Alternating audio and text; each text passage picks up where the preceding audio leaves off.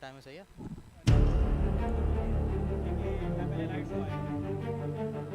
Mics of है ना? Mics of है ना? Hello, testing. Hello hello On it. मेरी आवाज़ आ रही है? I can't hear you. Hello hello I genuinely can't hear you. मसला होगा। Music बहुत ज़्यादा loud है. I hope तब बंद हो जाएगा और फिर आ जाएगी. I can't understand shit you're saying. Yeah? I can't understand shit you're saying. मैं कह रहा हूँ म्यूजिक बंद हो जाएगा ना तब हम एक दूसरे को सुन सकेंगे.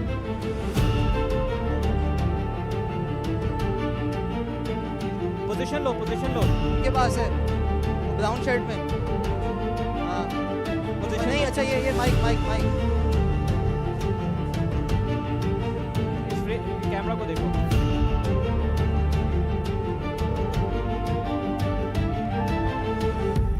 Don't directly face the camera. Diagonal पे खड़े हो वरना तुम्हें यूं awkwardly यूं होना पड़ेगा. हाँ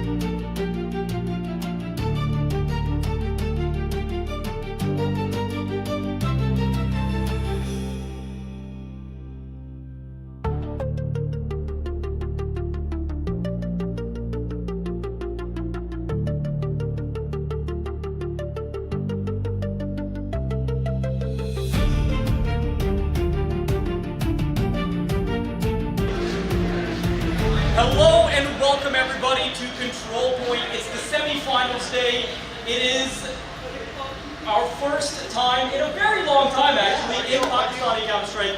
Back in the studio, back in a proper studio LAN environment. And of course we're here to witness Pakistani Counter-Strike return to this sort of environment. I've got Jazib with me. Jazib, how are we feeling? Oh, we're feeling fantastic for us. It's been such a long time since we've seen any Counter-Strike action on LAN happen in Pakistan, particularly in Karachi as well. It's been great, you know. I can't recall the last time we were here.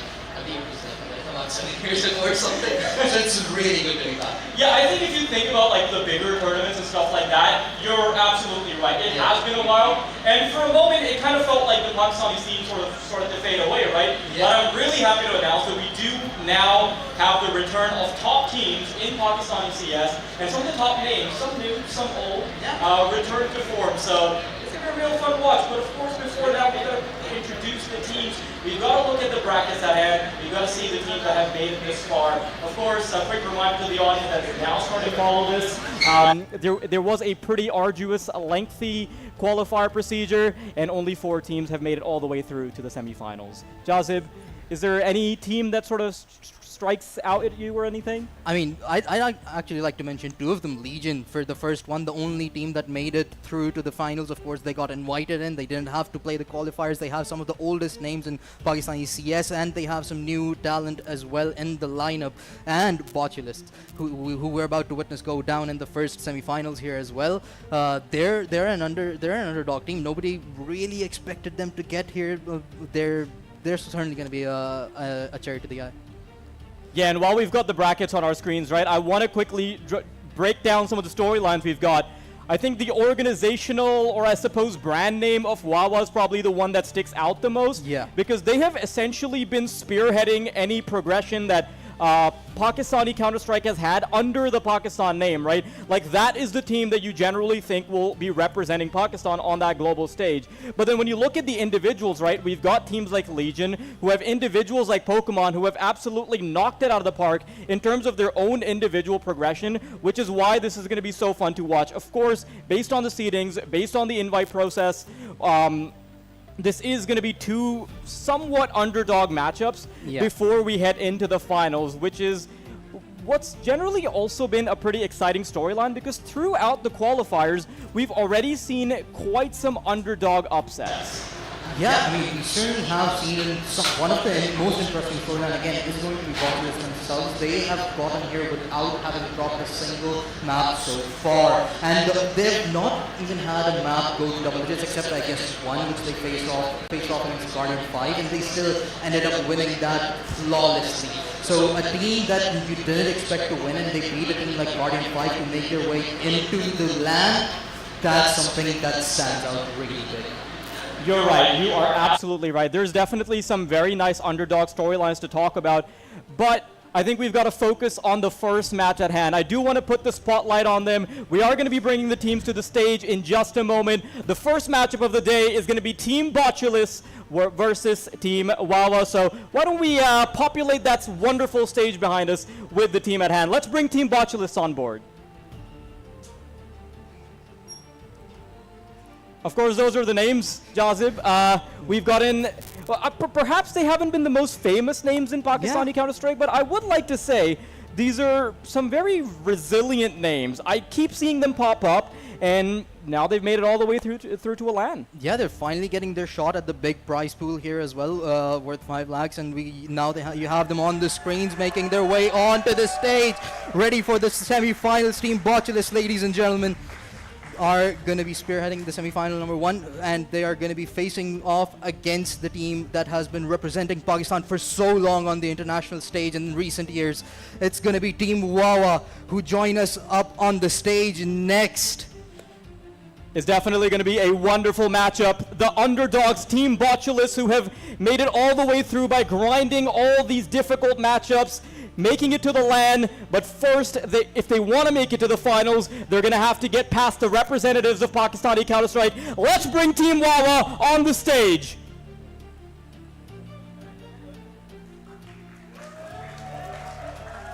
Is the lineup we are all so familiar with, right? There's been some iterations. We've seen a couple players be traded out. I think that their latest addition is going to be Saad, who's been brought in instead of Fariki.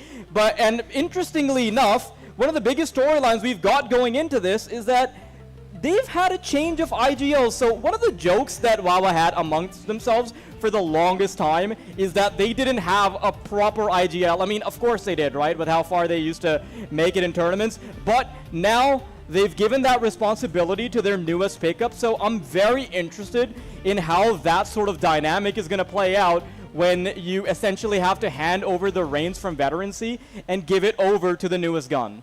Yeah, it certainly is going to be interesting. You have a new IGL, you get much more structured, and perhaps the cohesion improves as well. So it certainly is going to be interesting to see how Wawa perform now, and Team Botulis is all set up and ready. Wawa as well, it seems like both of the teams can be seated now as they prepare for their matchup. Ladies and gentlemen, the first match should be beginning shortly, but it certainly is going to be an interesting one. Perhaps not the most popular one, given, as you said, we have some more individual names that have, you know, highlighted Pakistani CS internationally as well, but Team Wawa certainly sticks out amongst those.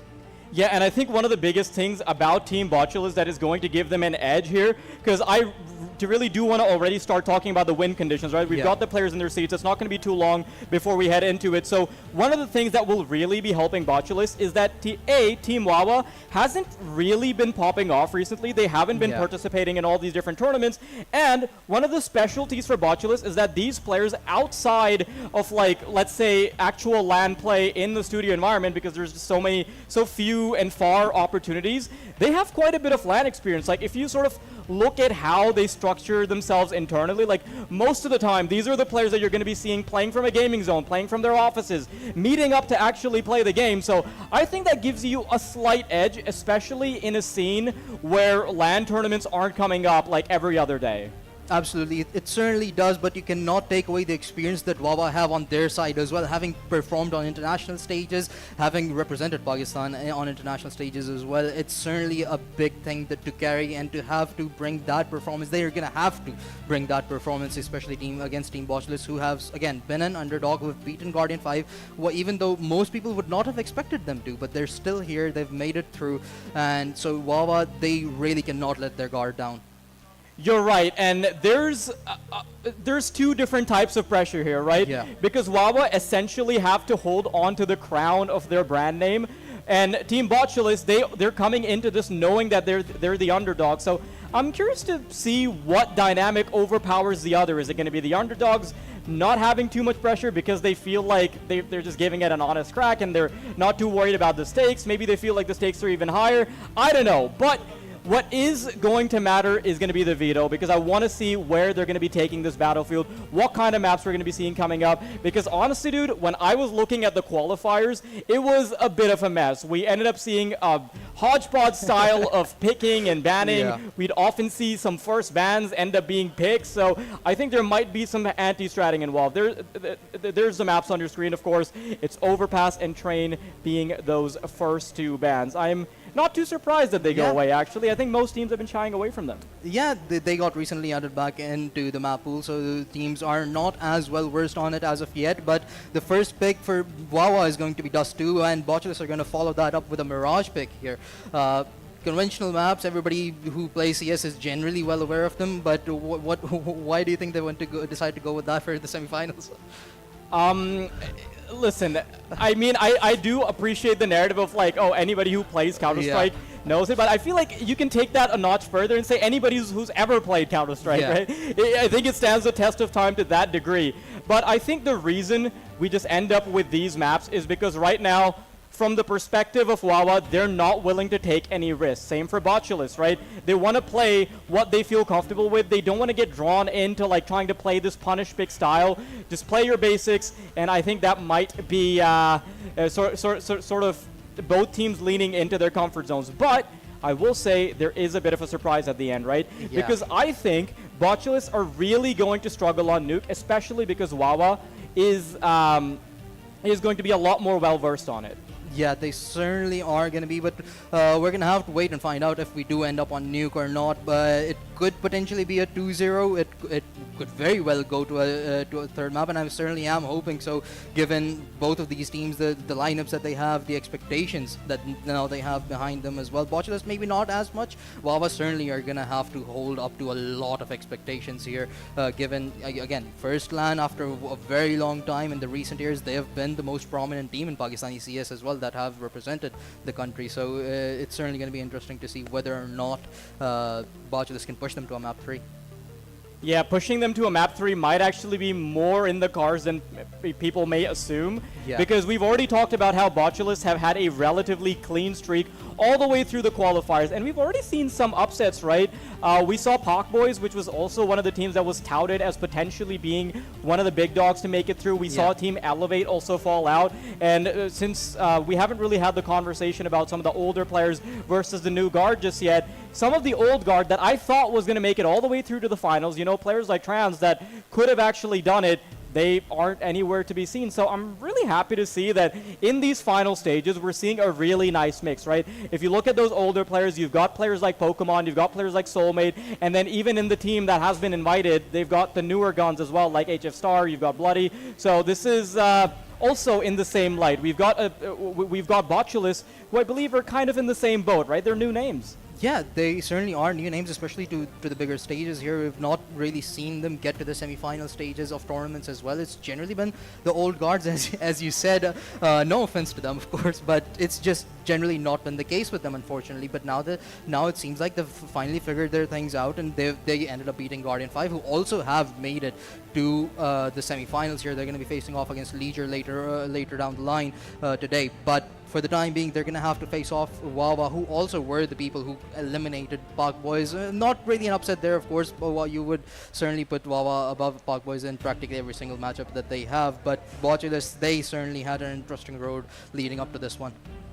Yeah, and while we're on the subject of the road that they had here, right, we've also got to talk about the vehicles that were taking them through that road, right? Yeah. I want to talk about the individuals here.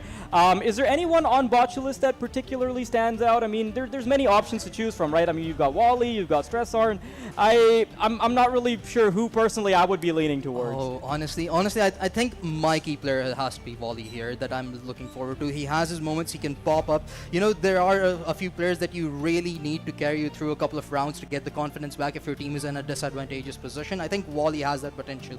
So a team like Wawa, when you're facing off against them, you're bound to have positions where you feel the stress. So you need that one player that can carry you through those difficult rounds, that can get the confidence flowing with the team as well.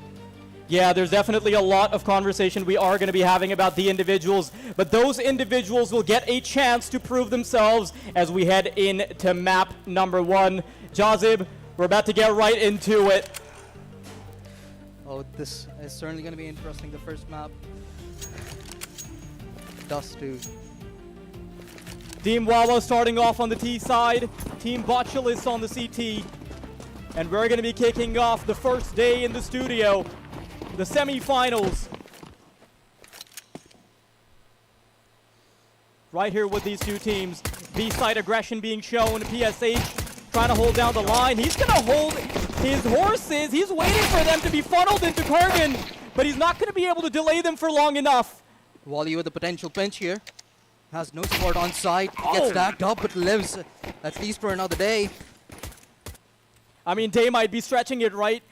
His ambitions are going to be stopped here. They're slowly waiting for the smoke to expire. Waiting for that one avenue, one head to poke through. A single pixel to peep. But Sabba True will find the first. Oh, Prokings is actually being a bit of a menace. I mean, I'm not sure if that can yield. Hang on. This is becoming an issue. Prokings. Oh, so damn close. They almost had that one. Wawa off to a good start. It looked a bit risky when PSH was holding that particular angle at the start of the round, but as soon as Wawa entered the site, Team Botulus were just allowed to not get any space whatsoever back. So Team Wawa hold down the site, take swift control, and just deny Botulus any real estate afterwards. I think it really did come down to the first two members, the first two lines of defense being able to connect their shots, but that didn't end up ringing through. So Executor just trying to make things look comfortable. rack up the money. But there is going to be some resistance being offered by Pro Kings. A little bit of work with the Deagle. Can't get any more on top of it. So Wawa off to a flying start. But that resistance will be coming through soon as Team Botulus, they elected to go for the full save on the second round so they can bring out those rifles as soon as possible. Yeah, Team Wawa did sustain one casualty in the last round, so some of their money is going to get reinvested, but for the most part, their bank seems stable enough for the time being. As we head into the first rifle round of the game here between Team Wawa and Botulus, a lot of aggression towards A long here. But it seems like after that initial smoke, the team is going to opt to immediately back off now. Wally this mid. could actually be a really good hold. I mean, they don't have a sniper that's waiting to tripwire them, but PSH, he's got to hold down the line. He's got to wait. He can't emerge just yet. They're going to lose a member on middle, but Wally's still there to try and secure. PSH starts getting some damage done, and very quickly, the right side of the scoreboard only has one member. The kill feed's a bit delayed, but that is a monstrous effort from PSH. Triple kills found to shut down the A bomb site. And the first round secured for Botulus. A near perfect hold coming out of them in the first rifle round here. Team Wawa, they could not break through. They are going to get another shot at it though. They had enough funds to have a proper arsenal to work with in this round. Botulus rather aggressive towards mid, but Pro Kings is immediately going to back off. Not a lot of presence towards the B side for the time being.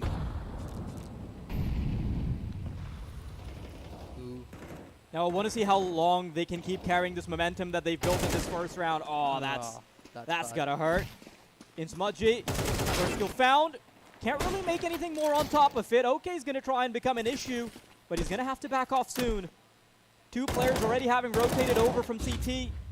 So they're going to make sure that there is still some fight in them. Wally spraying in blind, and Kroga's got to hold the line alone. He's able to get one. But when the dust settles, it is a 2v3. Brought down to just two members, though. Wally putting in the work. A little bit more elbow grease required. And the retake's possible with how low Sad is. Bullet isn't completely healthy either, and Sad falls. Bullet last alive up against two. Finds the equalizer, 1v1, and PSH comes out with a clutch.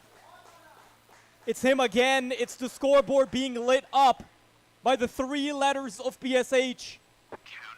Time and time again, he's been able to bail them out. First on that A-bomb site. Second time here as well. Unbelievable amounts of impact being brought forward by just one member. You know, interestingly enough, that's the player that we weren't having much of a conversation about, right? Yeah. We've mentioned Stress Orange. You were talking about how Wally's got to be the top dog, but PSH has not only successfully defended his own bomb site, but then also traveled to the other one to try and help them out a little bit there. So I want to see if that trend is going to continue. This time he's going to get super antsy, super aggressive. Should be an easier round though. Well, they're only working with Tech 9s across the board. Oh, bad timing on the utility wall. He's going to get caught with his pants down. Going to be rushed down with the Tech 9s very soon. There it is. That's the first kill. And as the numbers are being punched in, do Botulus even want to try and retake one of the hardest bomb sites in the game to come back into? Lots of time is going to be wasted off of these smokes, Jazid.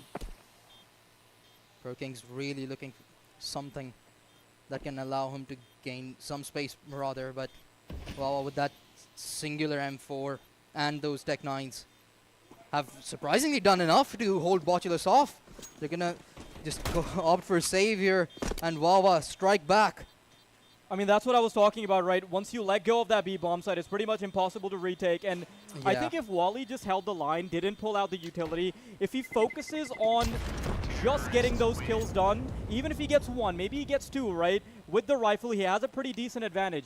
Because he doesn't find a single kill, he essentially just lets them into the bomb site and lets them lock the door behind them. Yeah, that round was a great example of how impactful a single piece of utility can be. The timing is all that sometimes matters as well. Unfortunately, it was not favorable for Botulus that time. Team Botulus, surprisingly though, they did well. Not surprisingly, of course, they still held on to 4 of their rifles, so they're still going to have a pretty good shot at this round as well. Wawa, on the other hand, walked away with the victory with just Tech 9, so they're going to be really happy with that one. Not free weapon upgrades across the board, only one M4 that got picked up, but still somewhat of a financial boost coming in from them for them. Yeah, I think it was a very wise decision by Team Botulus to not get tunnel vision by the fact that they lost the B bomb site. Instead, bunker down on the save, make sure that you can put those M4s into your back pocket, live to see another day. Definitely a much better decision than just trying to hodgepodge their way into the B site. So good on them for that. But I'm really happy to see that although I think most people who haven't really familiarized themselves with the qualifier of this tournament, they probably would have just thought that Wawa is going to have a swimming way to the finals, yeah. right? And I think even privately, like before the game, we were having a conversation about how it's very likely that the favorites, Team Wawa and Team Legion, just make it all the way through. Yeah. But we've already seen that in the face of trouble, both Guardian 5 and Team Botulus have actually persevered. They've done it against some really good teams in the qualifiers. So although it's still going to be a big challenge, I don't put it past either of these underdogs to actually secure the win against the top dog. I think it's a little more unfavorable, of course, to be in Guardian 5's shoes, though, Yeah. because Legion being the invited team, being potentially the highest rated lineup in Pakistan at the moment. They also have an invite into ESL Challenger soon for the Asia division. They've been getting quite some practice in. I think all of those things are going to make that Guardian 5 matchup a little bit harder. But as we get back into the game, I do think it's important to put Team Wawa under the microscope if things get any more mixed up, because you know that their journey to 3 rounds here hasn't exactly been smooth. Oh yeah, it certainly hasn't been. They lucked out for 1 round. The last one was a little bit. But ooh, Executor in a lot of trouble. Forced to back off. Give up his space, and now King's holding down mid once again. Last time around it wasn't exactly too successful. Wally already tagged down to just 2 HP.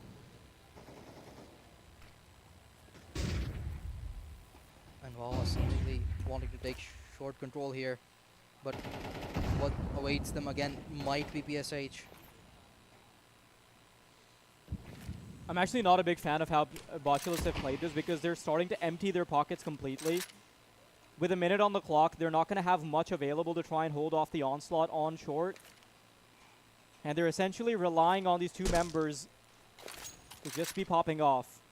Smokes deployed in the middle, create that bit of chaos, but the issue is it's not going to be a convincing fake, because that second prong has already been sniffed out by Stressarn. There it is. He's going to come in from lower tunnels, and now they don't even have the option to back off. Now they're going to try and funnel into short with 40 seconds remaining. It's going to have to be Krogan and PSH again. No, with finger bullets. It's Wally instead, who's going to try and hold it off. Caught while flashed. PSH, last line of defense, tapping away, but it's a big fumble that keeps letting Wawa steam engine their way into A. That was a very clean round coming out from Wawa, but quite a few mistakes that we witnessed from Botulus there as well. Stressarn's positioning, very argumentative there. Although PSH, he held down A long for quite a while there, having granted no information whatsoever. I get there's the risk of a potential flank, but when your whole team's getting blasted onto the side, you have to provide some sort of assistance there. And I suspect that things are going to slow down for a little while. Just pistols on the side of Botulus.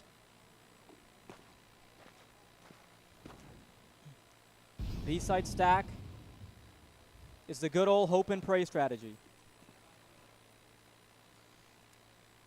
From the looks of it, their prayers aren't going to be met. Yeah, probably not. And I do want to commend Wawa for having the cognizance to not just run willy-nilly into a bomb site. They instead take their sweet time. They have a player scout a little bit of B. They're slowly going to start taking control of short. They have a Molotov deployed there. And the rest of Wawa, they start scaling up long. So even if they do run into a fight, they're going to have a pretty big warning that something's coming their way. Yeah, doing that due diligence certainly has been key for them. The only round where they made an exception was probably the round with where they ran into the side with the Tech 9s. And even then, things worked out fabulously for them. C4 planted. Botulus nowhere to be seen as of yet. Of course they're not, right? Because the strategy here is just to make sure that you can save, I mean, not save, but get exit frags. Just try and get some weapons out of their hands. Maybe you can get a tiny upgrade. Maybe you find yourself on the other side of an AK-47 that you somehow can persevere against. Not going to be allowed to do so, at least not Brokings. First one to falter. Stressen likely to follow unless he can hit some sweet shots with that Eagle. C4 goes off, Wawa confirmed their round victory, and Botulus walks away with 4 pistols in their hands. I mean, if you're one of the players and you need a quick reminder for what you're playing for, you can glance beyond your monitor and you'll see the trophy right there on the stage. Very beautiful little work of art with the CT&T emblems on the front and back. But if the trophy's not what you're in for, there's 500,000 rupees at hand as well. Money's always a good motivator. Oh, PSH. A nice little trade over towards LT to put Botulus in an advantageous position, at least to kick things off here. That early aggression has worked out fabulously, and now it's going to be Wawa who are left guessing about where else Botulus' presence might be. Yeah, it's going to take a pretty long time for them to actually clear everything out. You've got a player rotating all the way from T-spawn. You've got a couple tucked into tunnels. Yeah. The good thing for Wawa is that they've got plenty of time to work with. A full minute that they can still keep exercising mobility with. Start sending OK up short. They do need to encounter a fight soon. OK's responsibility right now is to funnel players away from B. And if Wally gets the timing right, gets the kill as well. OK falls. That's not going to make things any bit easier for Wawa here. Another player spotted. Oh, wow. That's good stuff. I mean, it's Muj's given himself a ticket into this round, but he hasn't cashed it yet. Wally playing the headshot angle, being a difficult target to hit. And in the meantime, the second rotation's happened as well, and he can't adjust his crosshair in time. Team Botulus, I was starting to get worried, fellas. I thought maybe Wawa is going to have that linear, smooth progression into the finals, but I guess not. Yeah, Wawa are being given a run for their money right now. They're gonna be forced to use some of the funds from their banks. Still sitting a tad bit comfortable here. Okay, out with the op. Not gonna be given anything whatsoever, at least not for the time being. But it's gonna be Krogan that's gonna hold down mid this time around. As good shot. Spot positions, and Wally to kick things off. Oh, it's not enough though. That does give them access to the A bomb site. And you've got a player rotating from CT. Kurgan's going to be in an awkward position as he tries to help his teammate Prokins out. Sabatru gets the spot. Whoever hits the first shot here will be giving their team a fighting chance. And honestly, man, I would not hate it if Prokins and Kurgan decided to save, but it doesn't seem so. They won't do. Yeah, I think with the audio cue there, Prokins is going to try an honest crack at it. As soon as the smoke fades, might be able to bring it down to just a 2v2. There's the curtain being lifted. Okay, misses a flick. Need to get a shot in soon. Prokins wins his fight. Now they're scaling in, but OK starts hitting shots, and I think it is all but over. Kurgan might be a little too overcommitted to the cause. Damage would be good, but getting around here is an impossibility. Yeah, the win condition for that round practically was Prokins himself there. He had to get that first frag and get some real estate as well, make his way onto the site to be able to help Krogan out properly. But Krogan otherwise was utterly deserted there, so he really could not have done anything in the face of those 3 remaining players for Wawa. But a really good defense from Wawa, and now they're starting to look more and more comfortable on the map.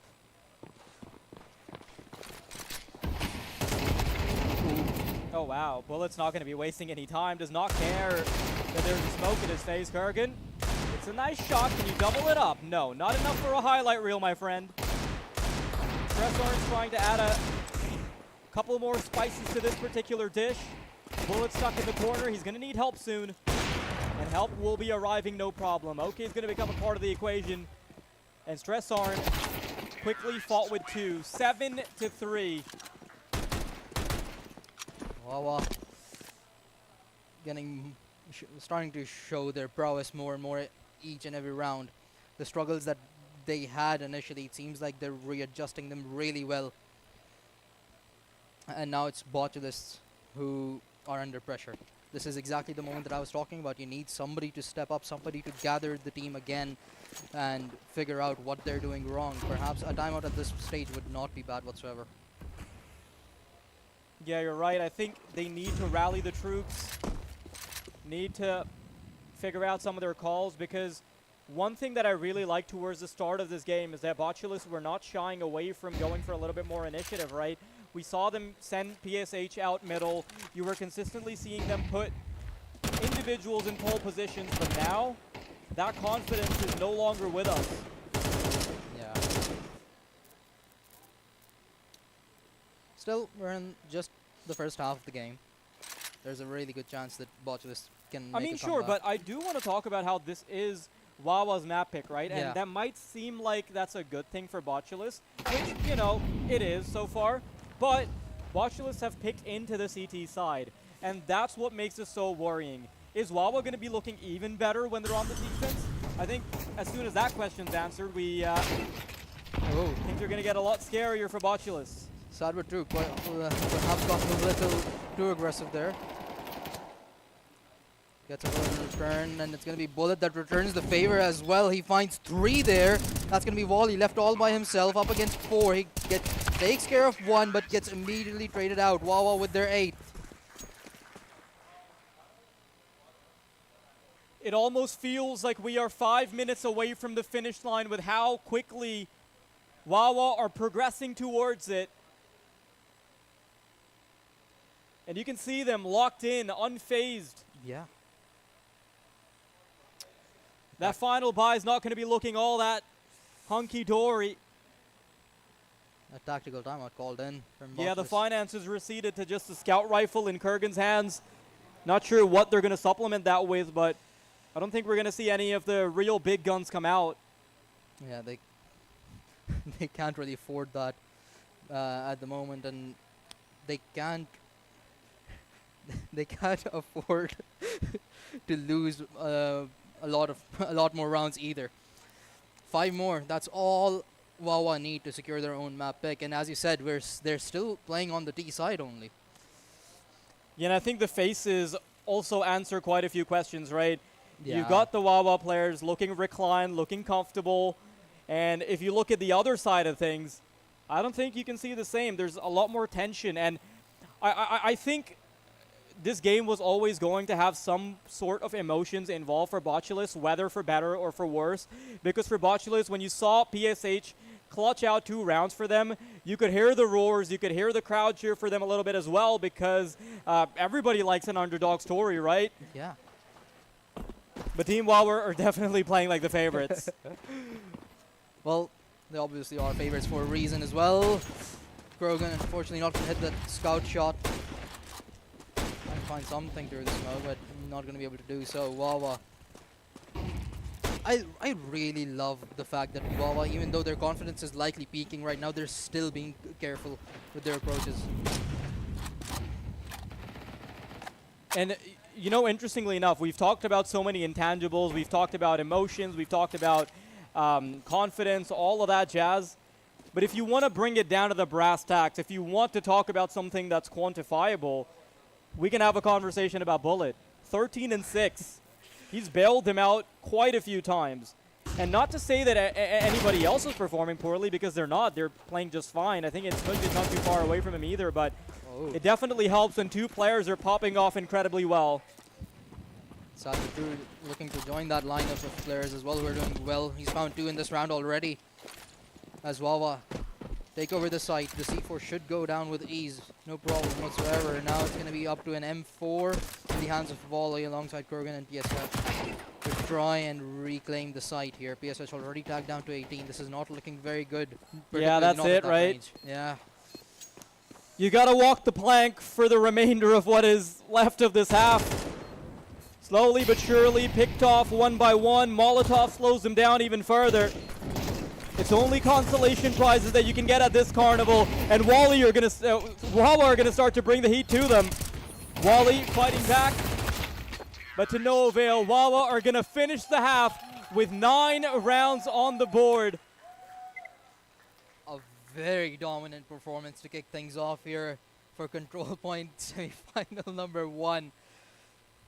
I see you're enjoying it very much here. But, oh, Botulus, this is not looking good. I mean, sure, you could argue the fact that it is Wawa's map pick, but still, heading into a semi-finals, where if you lose one more map, you're going to get eliminated. It's not, you can't feel great after being down a map. Especially not in the state that they're in.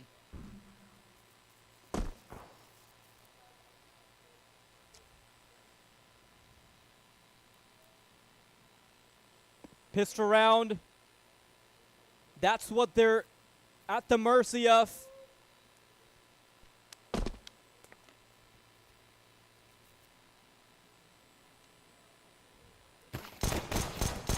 This needs to go pristine. This needs to be good.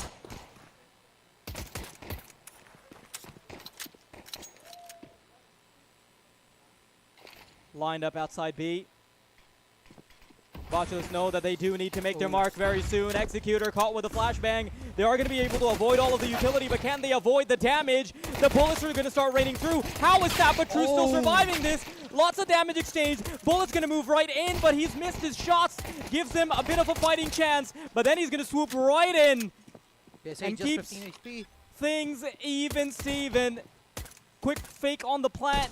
No commitment just yet. Bullet knows that he's got them on their toes, and Smudge is going to take full advantage of it. PSH is going to be shut down as Wawa get double digits. That flank was absolutely gorgeous.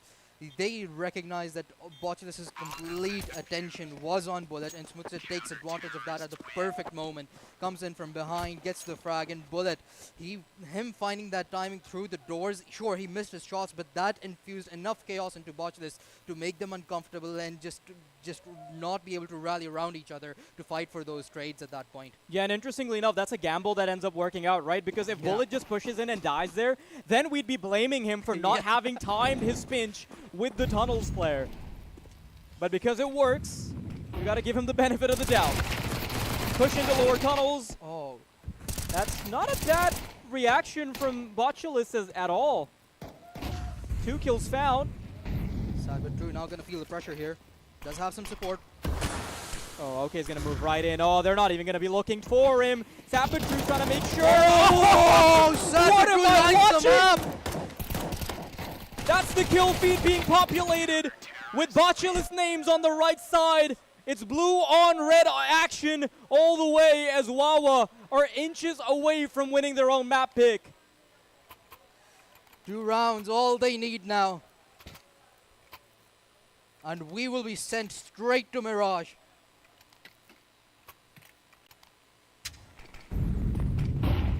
I know we've praised Botulus so much for what they did in the qualifiers. They hadn't even let teams get past double digits. They hadn't dropped a single map. But Wawa are proving that they are a completely different force to be reckoned with. 3v3 though, maybe Botulus can still be relevant here. Ooh. Hairline shot, of course he doesn't hit that, right? It's just such a difficult one. Yeah. Although OK's misses have been rare and few. But ooh, Sabatu takes LT control. He wants the skill. He's gonna try and line up a pinch here with Executor. Unfortunately though, Executor falls to the hands of Pro Kings, and hence Sabatu immediately backs off. Regroups with OK there. Big chance for Botulus to delay what seems like the inevitable. And now OK's got a 1v3 in his hands. His teammates have fallen. Oh, what a no-scope to kick things off. Is he gonna pull something crazy off? Still taking pot shots, reposition on top of the short box, knows where one of the players is. trying to go for a little bit more craziness. Still has 2 bullets in the tank, though. He could turn their fate around. Gets it full again if that hit. My goodness. It's a good shot at the start, but Botulis are going to delay what seems like the inevitable. At least for the time being, they sure have delayed it, but how long can they keep this up? One more round conceded. That's going to be Wawa on map point. I love it. I think I just heard someone in the chat give in the crowd give recommendations as to what to do. I just heard a little shoulder peeking somewhere in there. Our coach is in the grounds apparently. Mm-hmm. Lots of armchair specialists. I would know. I'm the same. We're all aware of that, Ross. I'm sorry. Okay, Botulis, how far can you take this? One step at a time. One mistake allowed, because the second will have you on the knife's edge. Ooh, good flash. Oh, they're not ready. But the response is still sufficient. I wouldn't say great, but it's acceptable. No, The I'm heaviest- seemingly happy with that try, actually. They're going to completely abandon that site and move over. Look at this adjustment from Wawa, though. Their newest member, Sabatru, now that he's fallen, now he's making that mastermind wizardry work, rotating the players over to B. And now that the IGL can focus, I think those reads are going to be a little bit better. Bullet waiting. He's got Input J right next to him. They're going to be focused on Executor, and Bullet's going to move right in. Takes out Kurgan as well. And is just Stressarn remaining up against the world. And the world is not his oyster. 1v2 brings it down to just 1. So close, yet so damn far. Oh, Botulis, that one's got a sting. You probably think that, okay, maybe with time to try it, we got the read nice and slow to head on to the B side, but on Bullet, he was waiting 19 kills and 9 deaths on that man. One more round, all Wawa need to put an end to map number 1. And you know, with performances like this, Wawa, I think they're sending a message that extends beyond their side of the bracket. It's also their responsibility to strike fear into the hearts of whoever's about to come from Guardian 5 or from Legion. Is that going to be a strong enough message, though, to deter future foes? Last hurrah from Botulis. They're not going to expect Bullet, but he doesn't really get much done. OK's the only one that gets a consolation prize. His teammates are coming in soon. Gets a little bit more action, but when the dust is settled, it's going to be a 2v3. PSH barely alive right now. 12 HP on him to work with. This could go either way, realistically. There's a shot. It's not over yet. Executor knows he can't do anything without his teammate right next to him.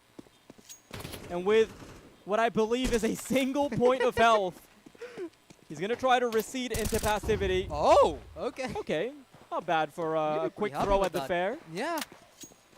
You're still dealing damage to the Botulis' finances. You walk away with an M4 and a single point of HP. It's actually crazy how far you have to go now Yeah. to get away from the bomb. Like, they really mess with the bomb radiuses. Is that the right word? You're a bit of a mathematician. Yeah. Is radiuses The explosive radius. Oh, okay, right. The explosive. There's a replay, of course. You get to see how everything went down. Everything crumbled, and if Bullet gets a little bit more done there, then that game's over right there, but the reaction isn't swift enough. Yeah. Botulis were successfully able to shut down both the players in the 7 site. more steps to go, though. That's unwell. Oh, wait a second. 2 for 2's not bad. Could be more. Never mind. I got a bit ambitious. But you know jinxed what? it. With the pieces remaining, OK and Executor can still definitely be a real problem. Stressarn make sure that there's going to be no funny business through the smoke. Executor going to boil him down to just 2 members. And this time, he's not limping, right? He's not down to his last legs. He has a couple of nades to work with as well, a smoke and a flash. to try and reclaim some area and allow himself into the site. C4 planted. Grenade is gonna land, not gonna do a lot of damage. PSH. Oh, that was very risky. Barely, PSH barely surviving with that one with just 10 HP. The final finish keeps eluding Team Wawa. 6 more. When do we 6. start believing, by the way, Jazib? I guess, I think 8 is a good point. 8? Okay. All right, I'll take you up on that. I don't want to be too optimistic because Caster's Curse is very real. Yeah, we had a small example of it in the last round as well. Hang on. Don't let this get worse, guys. The pistols can still be an issue. Executor and Saba true. MP9, pistol. Not exactly the combo you want in a 2v3. You're still going to give it an honest shot. Scaling up short. Hoping, praying they can find a couple of weapons on the way, and they will be. This is more doable than it ever has been in this round. Yeah. Oh, no, dude, this is going to get so bad. Stress Arn. Can't be stressing now, buddy. It's a crossfire set up by Botulus. There's the first peek from him. They're going to try and double peek it, and it works out so close again. The 1v1s by the wire. We're not too far away from the coveted 8. Honestly, have to give props to Botulus here for standing tall in such a situation, and it's been like 3 1v1s so far where they have come out on top, and they're still not allowing Wawa to walk away with this one, no matter how close this is. But again, Wawa have made these rounds so close even when they're on eco, so Botulus, you cannot let them keep up with that. Yeah, one thing I really want to commend Botulus for is that you can see their proficiency at playing in a LAN environment, being able to calm those mid rounds based off of how they play those 2v2s, those 3v3s, because they're very swift with how they get that information across. Even in that last round, they ended up having a really nice little crossfire, and the second peek was very nicely timed. B-side on the agenda though. J, first to defend. Is this going to be where the comeback starts to collapse? Bullet holding it down, pulls out the pistol, and it's going to be a finish in style as Team Wawa get 13 and decimate Botulus. An unbelievable hold from Bullet is going to send them packing straight into Mirage. Bullet really was killing with practically every single thing in that game, regardless of whether it was a pistol, whether it was a rifle, it didn't matter. He just saw a person and he went for the kill, and really, without a doubt, he's the MVP of this map. Absolutely. Now, of course, both teams are going to need a moment to recover, to charge up before the next map. But before that, we are going to have a bit of an interview as we throw to the break.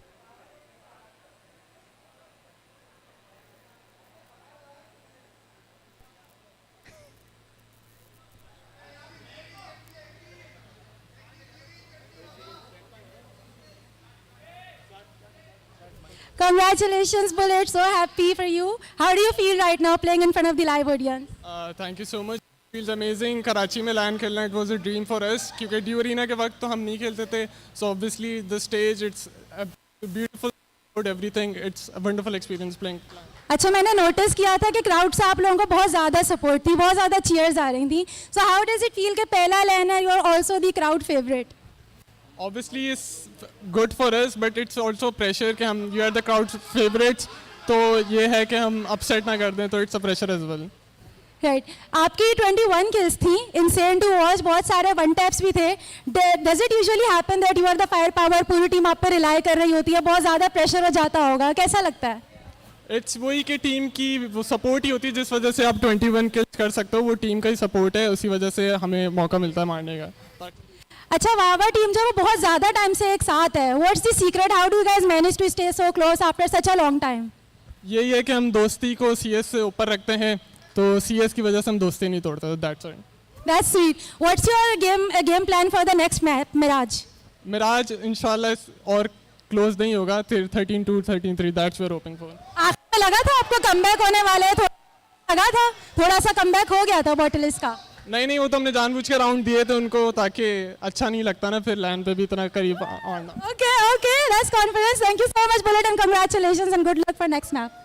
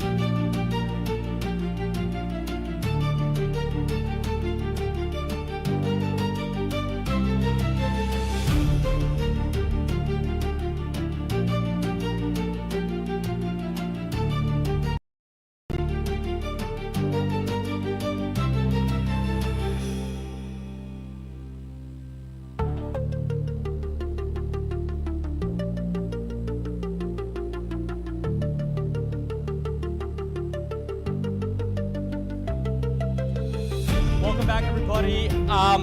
That was an interesting match for sure, and I think after the comments we saw in the interview, it definitely spices it up a little bit more, right? It certainly does. Mirage is going to be a fantastic show here because now Wawa have straight up said that we're going to kick you out of this tournament with a 13-3 scoreline. Yeah, it's a little too specific and on the nose, right? Like, not only are you saying that you're going to win, but also with a specific scoreline, a damning one at the very least. That's, if anything, that's a big challenge. On their own map pick, nonetheless. Yeah, I mean, that's definitely a big challenge to be taking up, even if you are Wawa, right? Even if you've got all the confidence in the world. But I want to see if this comes back to bite them. I think that also kind of ups the ante for them. I think it ups the pressure for themselves to hold themselves to that kind of standard. So I think either that just powers them through, or it makes things a little bit more difficult for themselves. Yeah, and given the signs of life that Botulus gave us towards the end, if they can keep that performance up, they can certainly come up with something on Mirage. It's again their own map pick as well, so I'm expecting certainly a better performance out of them in those mid rounds as well. As you said, the mid round communication was very well, but the early rounds were lackluster, and they were all over the board, just giving away first bloods very often. But Bullet, 25 frags, 12 deaths. The man was on a mission. Yeah, he was. I wouldn't even say that he like carried his team or anything. Yeah. Because up until the end, it felt like Insmudgy wasn't too far from him. Sad but True was also lifting some really heavy numbers. And then towards those final few rounds, I think he really did end up stepping up and helping them progress that sticking point that they had, right? And I know Bullet was joking about how he let them have round. You know that's not how it works in CS2, right? Definitely a great performance. Now, I do want to draw the conversation away from the very obvious stuff, the obvious victor that is Wawa, but also maybe talk about some future win conditions we could have from Botulus, because that was a really good game from PSH. Those were a couple of really good rounds from Pro Kings, but one of the biggest pieces was missing, wasn't it? Yeah, Wally, we were talking about him pre-game as well, how we sort of expect him to show up in times where Botuluses are struggling, and this was a very good prime time for that, and unfortunately he was nowhere to be seen. 8 kills, 17 deaths, the worst performance on his team, unfortunately. So hopefully he can show up, keep up with this team, and help them get through Mirage and push us to Nuke here. Yeah, getting to Nuke is a whole ordeal, and then actually winning it, I don't know, Chief. Like, you know how we held out hope until they hit the 8th round mark on Mirage? On Dust 2. I feel like I'm kind of in the same boat still. Like, I need to see them start off incredibly strong on Mirage, which is in an undeniable way, for me to even entertain the idea of not only going to Nuke, but also beating them on it. It's a very tough situation to be lined up in, and now you've got everything to play for. Bullet has already gone ahead and added some BM to the mixture. Yeah, that's gonna be fun. Yeah, and you know, if Bullet he can live up to that, it's certainly not going to be interesting. If Wawa can start off strong on Mirage, I would not feel good for Botulus. Regardless of the fact that it's their own map pick, you have got to feel the nerves at this point. Sure, they have LAN experience, but this is different. This is a tournament that's going on, and they're facing off against one of the best teams that Pakistan has to offer. Yeah, I think making it this far already for Botulus is a pretty big achievement, especially because they were able to take down some really nice giants within the qualifiers. But Wawa have absolutely shown that they are of a different pedigree, right? This is a completely different team. It's a new level that Botulus haven't been able to approach before. And I still hold out hope, obviously, on Mirage. I think Botulus are going to look a little bit better, but I'm not sure if they're going to be able to match up, especially because Wawa didn't even come into this tournament eyeing a matchup against a team like Botulus, right? Yeah. They're going straight for the prize. They're looking to fight the team that is Legion. They want to be playing against the best individuals in Pakistan, and we got to see Bullet flash there for a second, because honestly that's also what he looked like on their screens. That's how quickly he appeared and disappeared, but there's a better look at the graphic. 25 and 12, you've already talked about it, but now we've got some extra info. 2.1 KD and 107 ADR. Oh, that's absolutely fantastic. I mean, 107 ADR, that's one kill per round at the very least. But again, Bullet, he was fantastic. Well, we need somebody from the side of Botulus to show up similarly. Yeah, of course. But before we get to see that action, we are going to be able to give Botulis a little bit more time to recharge. We will be back with the games very soon after a short break.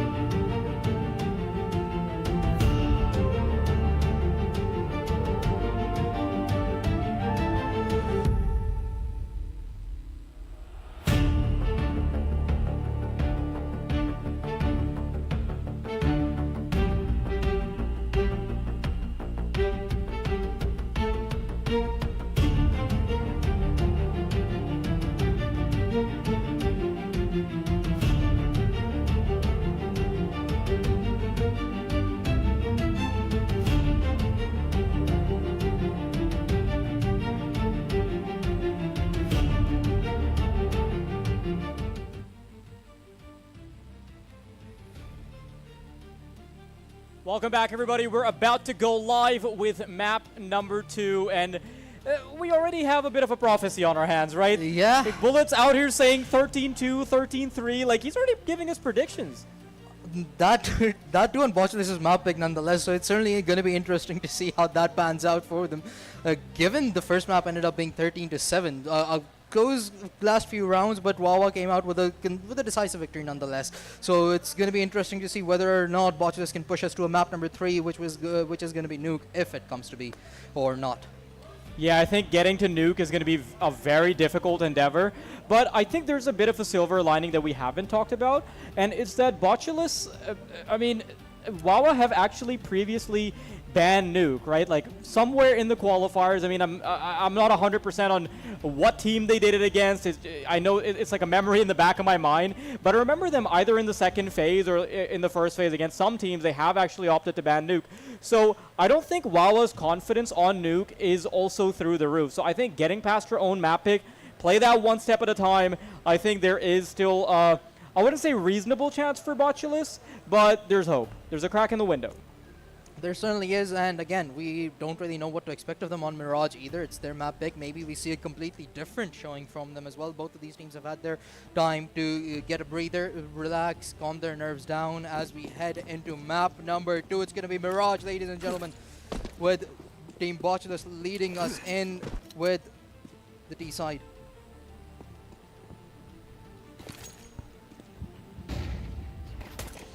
Here it comes. A-side pressure, and Wawa have relatively left it uncontested. 5-man retake about to come through. The T's already postured in, and Smut J is going to be finding the first bit of blood. Players starting to fall apart. Wally's going to find a victim. And it's a 4v2 as Botulus are desperately trying to keep them off of the bomb. The smoke's not going to make it any easier. And Sabba True will have the last laugh as they will be able to get the defuse in. Wawa off to a strong start. Yeah, that was rather one of the quicker rounds that we've seen so far in this series. And Wawa, well, they seemingly are going to snowball on the confidence and momentum that they have built up on map number 1. Heading into Mirage here. A tactical timeout already called in here. Surprisingly.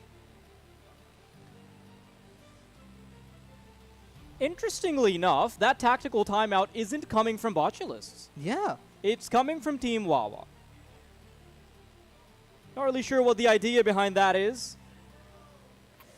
Well, maybe they just need a breather. But a quick little replay of what just went down. Oh, that's a nice flick to kick things off there.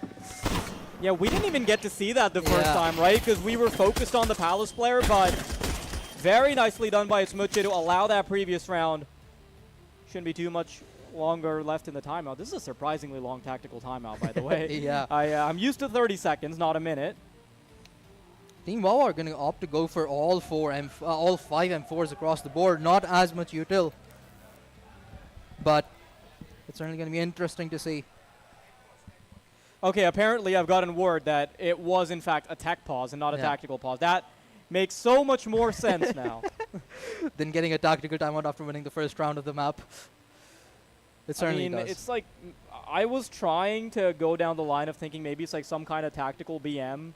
Yeah. Like, I don't know. Or maybe they just wanted to figure out their finances. Who knows? We could have assumed. Finances after winning a pistol? Like, no, that's definitely yeah. probably not. Likely not. After all, it is a tech boss after all. So that's not the case here. Wawa, all smiles across the board for them. They're happy in the situation that they're in. One map up, already starting off strong on map number 2 as well, which again is Team Botulus's map pick. So Wawa, they're feeling really good right now.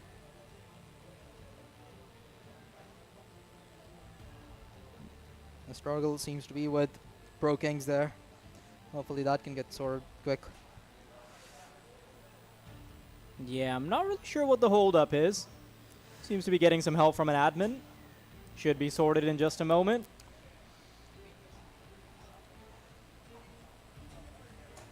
Okay, apparently we have some word that it's a bit of a network issue and we're trying to figure it out. In the meanwhile, we can look at the shining trophy in the middle.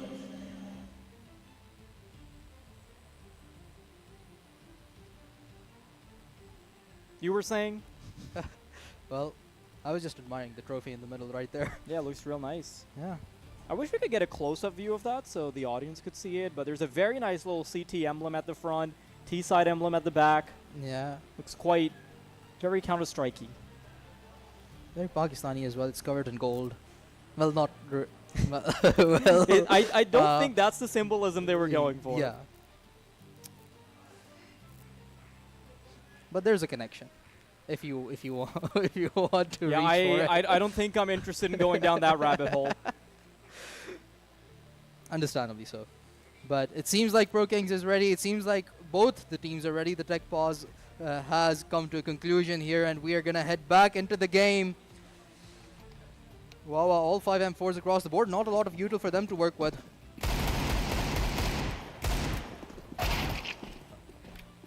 Okay, it's not live just yet, because I would argue that shooting your own teammates in the head is probably Not a good strategy. yeah, it's not a strategy you would even comprehend. Yeah, how do you analyze that? You confuse the other team? Yeah, just leave Cause them chaos. confused. It's psychological warfare. It's just an extension of what Bullet said in the interview. Oh, it might be. Probably not.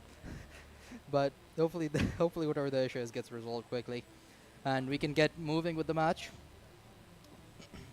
But From my understanding, I think it's probably a match medic situation where so that they can get their timeout back because they had to use a tactical timeout for the sake of a tech. yeah,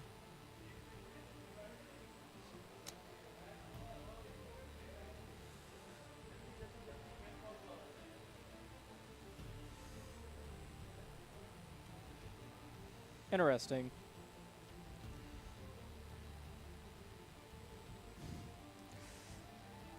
At this point, I'm kind of lost as to what the holdup is. yeah. Only time can tell, or well, even if we don't find out and it can resume, I'll be happy. Yeah, with that. I think part of me actually just wants to take off this headset and go up on stage and try and figure it out, but I suspect I will get fired. That's a very good possibility, and I suspect putting the headset down and stealing the trophy might get me fired as well. How about we both do it? I think I no longer want to associate with you. Well, too bad. You're stuck with me for 2 days. A day and a half. We're almost done. We still have a whole game left, man. Oh, right. That detail.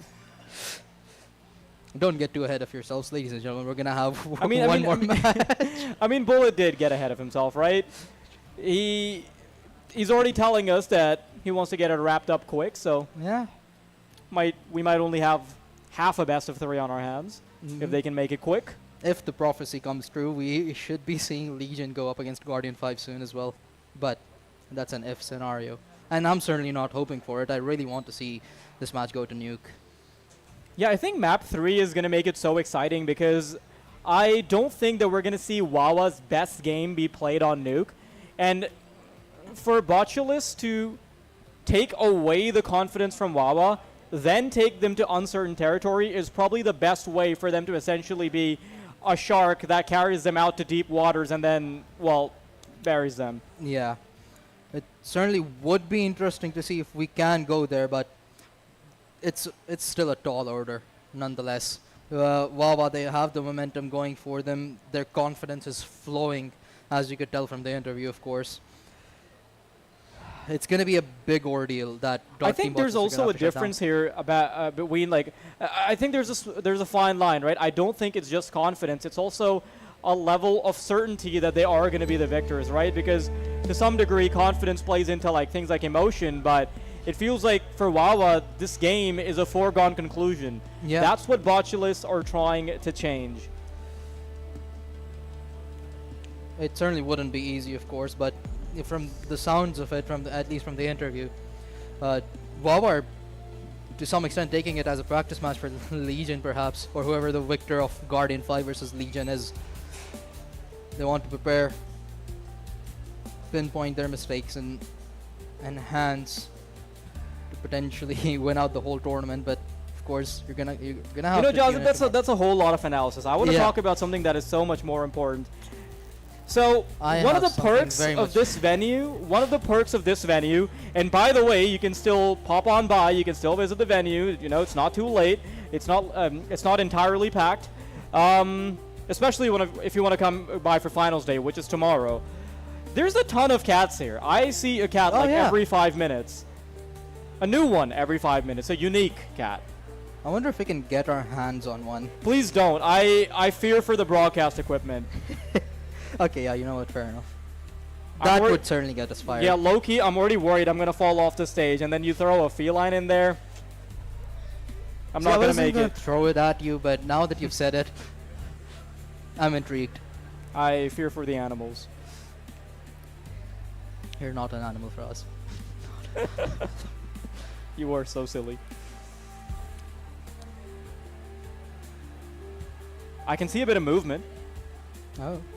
Are we about to go live? Question No, mark? that's just somebody cleaning their mouse. Yeah, this is my way of signaling to production that I'd really like a word. And apparently there's none so far. Hopefully we'll get some news soon. Mm-hmm. However, in the meanwhile, oh wait, I see people walking off stage. Maybe.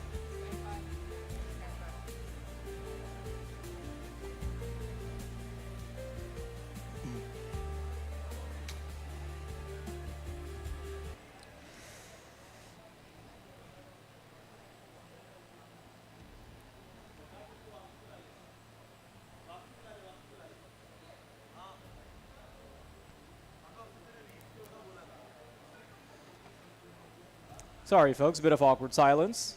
We're also trying to figure out the technicalities here.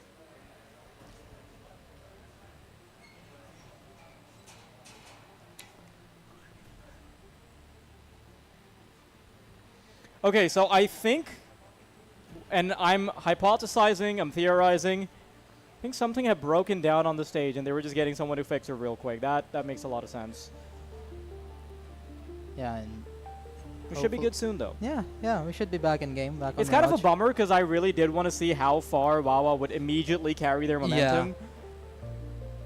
How much can they snowball their confidence and that momentum that they built up? However, this pause, to some extent, could be beneficial for Botulus. They can calm their nerves down, perhaps. I think so too. I think it also serves as a mental distraction source, right? You get to have a mental reset, get a little bit of extra time to also potentially iron out any issues you had with your game plan. Yeah, because that boost round was way too quick. That was probably the quickest round that we've had in the series so far.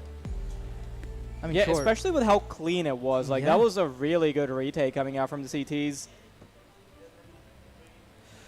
And we have word. The players are ready. And the game should be going live at any moment now. It's Great, great, great, great. We're right back into it. No more waiting.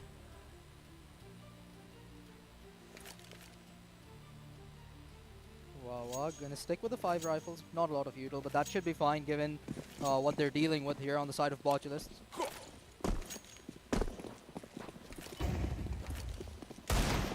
Eagles out. We've seen a couple of really nice moments from the pistols. It's not a back heel from Wally at all, but there's more work being done. Kurgan puts down OK as well. It's a 2v3, quickly brought down to just 2 members. But Bullet's been tagged up quite heavily. In the meantime, the prime issue of Dust 2 for the side of Wawa has already crept into the A site. PSH all the way into CT spawn. Executor making sure no one can cross over. There's potential for Botulus here. See if we're gonna get planted. That's gonna be some extra bucks in the bank for them in the next round. Executor takes Krogan out of the equation. PSH can be such an issue, right? Because Executor's quite low. So is Bullet. 1 hit away from certain death. He needs to rattle off 3 shots. And he could have a round on his hands. There's the smoke. That makes the defense so much harder. Oh. Second smoke forces him to commit to a fight. And Bullet will quickly feed his body with his namesake. 2-0 start for Wawa. But a great round from Botulus nonetheless. They were able to walk away with 3 frags there. Volley was able to convert 2 behind that deagle. That's the sort of performance we want to see out of that man.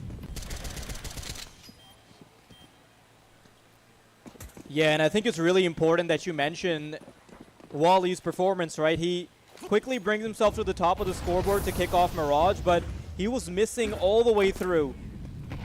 The qualifiers looked really good for them, but the semifinals, Botulus! This time they're going to be getting so much done. Double kill, however, from OK makes this negotiable. Not just that, even a very reasonable effort now. 2 players already tucked into CT spawn. I think they might have the idea that the ticket booth player has already crossed over. Pro King's missing a crucial shot, but both players have been brought down to less than half HP. He goes through. Pro King's within an inch of his life. Not over yet. Ooh, Wally. He might get picked off here. The timing is going to be so crucial. Both of the players of Wawa now trying to spot Wally here. They sense his presence. But Wally walks back to safety.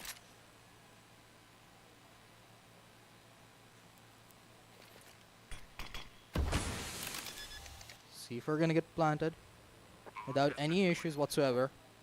Now it's going to be... Oh, dude, the big problem is you can't really retake a site with little HP if you have no info, right? Yeah. You have to let them put a shot into your body before you can even be relevant. And Wally, there's the timing. That's going to be real good. Shots in the back. Botulus. This is exactly what they needed to be looking for. Sabatru is still trying to find them. Looking to tap the bomb. Exposes his body. And Wally has a quick laugh at him. Wally again converts 2 frags in that round, and again, this is the man that we were talking about pre-game, pre-map number 1. He's already put up 5 frags in just these 3 rounds alone, and it was a fantastic start from Botulus nonetheless as well. Again, something that we mentioned earlier on, their early rounds were a bit lackluster here and there, and now that they pick it up, they pick up the pace with those, they end up converting their first round on Mirage. Again, Botulus are just going to throw themselves out on A. And Smudgy is going to miss a very crucial shot, and OK is going to fall soon as well. Executor, okay, that's interesting. All the way from short is able to, or rather sad but true, is somehow able to get some work done. PSH barely hanging on. However, it might not matter. They're both moving in from CT. This is a recoverable round, but Sabatru doesn't have a whole lot of HP. Wally misses some crucial shots. But can the recovery happen? Absolutely not. Botulus, I hate to say it, but Bullet's going to have to watch out. Yeah, 1 more round and the process, 2 more rounds and the prophecy will be falsified. I'm loving the consistency out of Botulus so far. No matter how difficult the mid-round seems, they're still pretty calm about it. Because they've had players that were hanging on by a thread in a couple of these rounds, and they were very calm and methodical.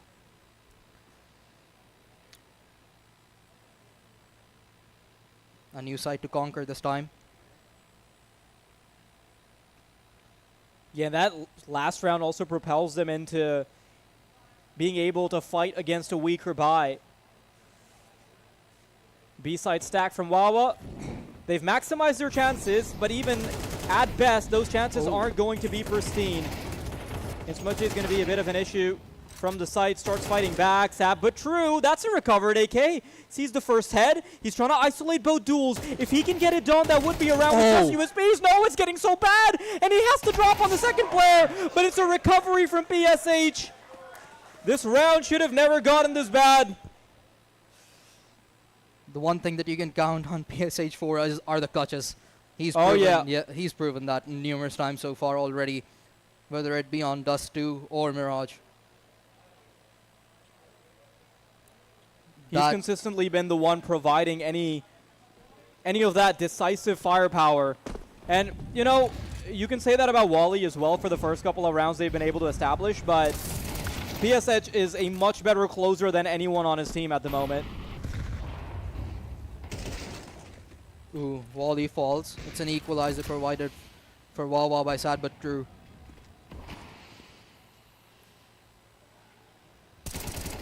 Executed spots ahead. Unfortunately, couldn't execute him. It's gonna slow things down here a bit.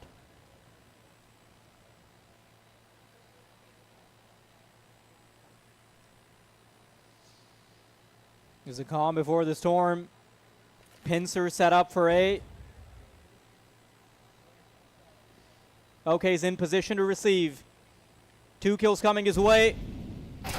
Oh, wow. That is unbelievable from Stressarn. But can Sabatru pick up the pieces? He's still got a player in the back pocket. He's got a player waiting to defend A main. Bullet reduces them to just 2 members. Stressarn's position is known. Sabatru moves in. And it's Brokings in a 1v3.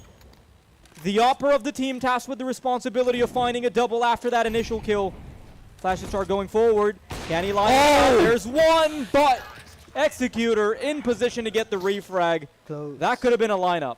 That very well could have been a lineup. And for an instant, it seemed like Brokings might be able to reset there as well. So that could have gotten real dangerous for Wawa over there.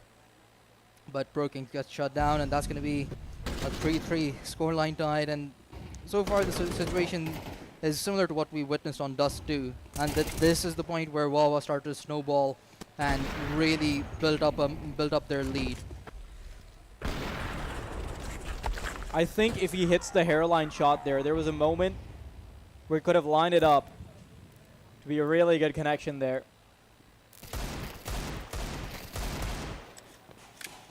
Okay. Why is he getting most of his output with the Deagle? Someone please tell me. Yeah, I think he's had 4 kills with the Deagle so far.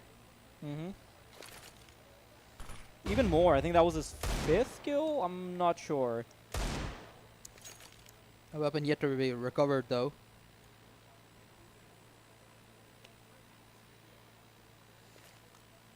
Executor did fall, but that's forced out absolutely no movements whatsoever from Wawa. They're still sticking to the other side.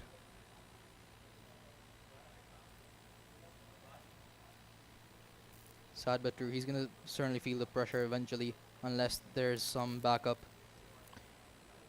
that comes his way within the next 5 seconds. Is the solo A B-side anchor waiting for the deluge of players. They've got a recovered rifle as well. Reinforcements about to come in soon. Molotov isn't going to dissuade Saad. Gets a double. There's the tripwire from OK. Wally still making that sidearm work. And with the bomb down, he's going to be able to upgrade. His teammate doesn't have a good weapon, though. He's just got the Desert Eagle. He's still trying to cling on to it. Smudge pinch is perfect. Wally trying to line up both, but he can't even react, as in Smudge's right there from behind.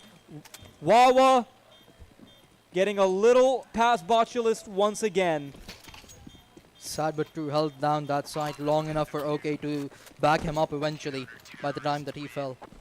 I really appreciate that he plays on top of the trash can, because it allows him to get a lot of information about whether or not they're in the site, but still gives him an avenue to either scale up while still having the cover of the back of the site, or scale back and play from market with reinforcements. Especially because he knew that that flank from Insmudge was eventually going to cook. Very cognizant of their positions. Team Botulists are going to have a bye now, though.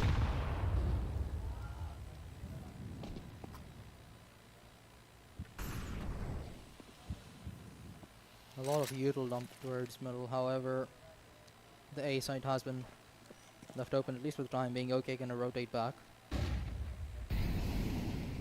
And now as the util dump gets thrown by the side of Botulus, they feel the pressure. Bullet to take some of it off already as he finds 2. Brokings does retaliate, but Insmudge gonna shut down the push further, and within the blink of an eye, the round comes to a conclusion as Sad but True provides the final frag. And one of the most brilliant things about Team Wawa is that they have so much potential distributed among the players. In the last game, we saw Bullet take up the mantle. He was fragging out of his mind to give Wawa that solid lead that they had throughout the game. This time, it's going to be sad but true. Especially because Botulus have been leaning towards the B site a little bit more. That doesn't mean Bullet's out of the equation, though. Getting his hands dirty on middle. There's another. That's going to be 9 kills for him. On board already. 2 remain for the side of Botulus.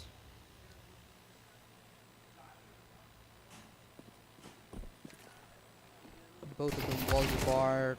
An easy frag for Smutcha there. Volley. Last one. Up against 5.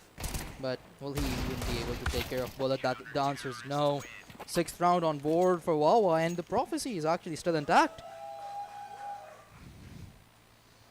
There's got to be this aura of fear within the hearts of Team Botulus at the moment. Yeah. So far, Bullet has stayed true to its promise, even if it has been a bit sloppy. Has Bullet been the one spearheading the keeping of this promise? Probably not. It's been sad but true.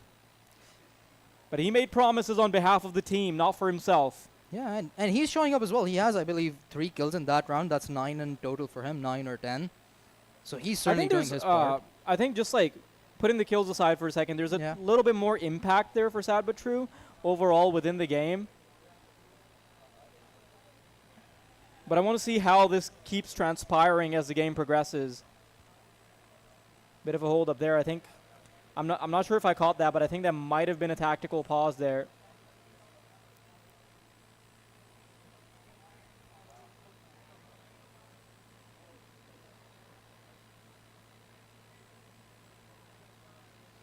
I wish we could get a bit of comms in here. Yeah, that would be interesting. Yeah, that would be fun. Especially because I expect Wawa to still be very laid back, very relaxed, while Team Botulus are expected to be a lot more tense. They know they're on the knife's edge. 1 map gone, and they'll be sent packing.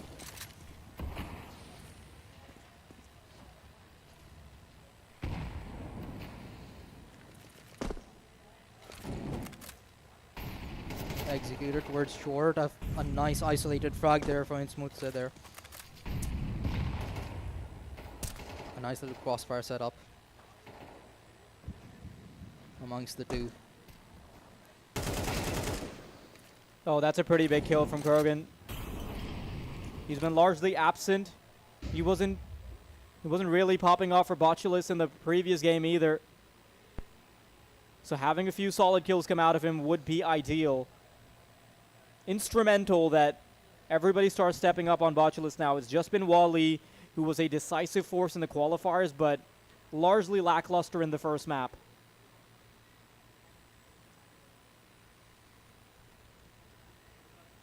Bullet claiming some real estate and getting a lot of information as well. Wawa will eventually realize what Botulus are up to. And Smutsa alongside OK are prepared to take them head on towards the A site. Flash out and OK hits the shot onto Wally. That's going to leave only 2 behind. Krogan does find another. But now it's a 2 versus 3. A flank set up and Bullet delivers beautifully. Yeah, he doesn't even need to move a muscle anymore there. But he's going to take the liberty to find a kill anyway. There was only 9 seconds there remaining on the clock, so that 1v3 was it was impossible by definition. Yeah. And Team Botulus still struggling to find that elusive 4th. Well, staying true to their word so far. You know, this is kind of similar to Dust 2, right? Where Botulus initially showed that they were able to have a back and forth. That tug of war still looked good. And then as soon as Wawa get in the driver's seat, it's game over. It's like Wawa, they take a few rounds to figure out what exactly Botulus' strategy is, and as soon as they do that, they just perfectly counter them out every single time. Their reads have been spot on for the most part. Sad but true is going to meet up with 3 people there. Unfortunately, not going to be able to find even 1. Immediately shut down by Krogan. Now it's up to Executor to hold down the side. He finds 1. backs off, couldn't deliver the other, but OK was there to back him up. Yeah, and with OK already being set up, they're going to be able to usher the rest of the players into the bomb site. Wally and PSH trying to hold the line. PSH is going to be left alone. There's the first headshot. Can he find the second? No, Bullet is going to put him down. And Wawa about to get the same result as the first map. That first half looks oh so promising. And another 9-3 finish could be on our hands. If we get a chance to look at that round once again, that was some really good spacing there. Bullet pops out immediately, gets the refrag, and I really do appreciate that OK was able to set up a tripwire, make sure they can't cross over the bench, make sure they can't get any space on Van.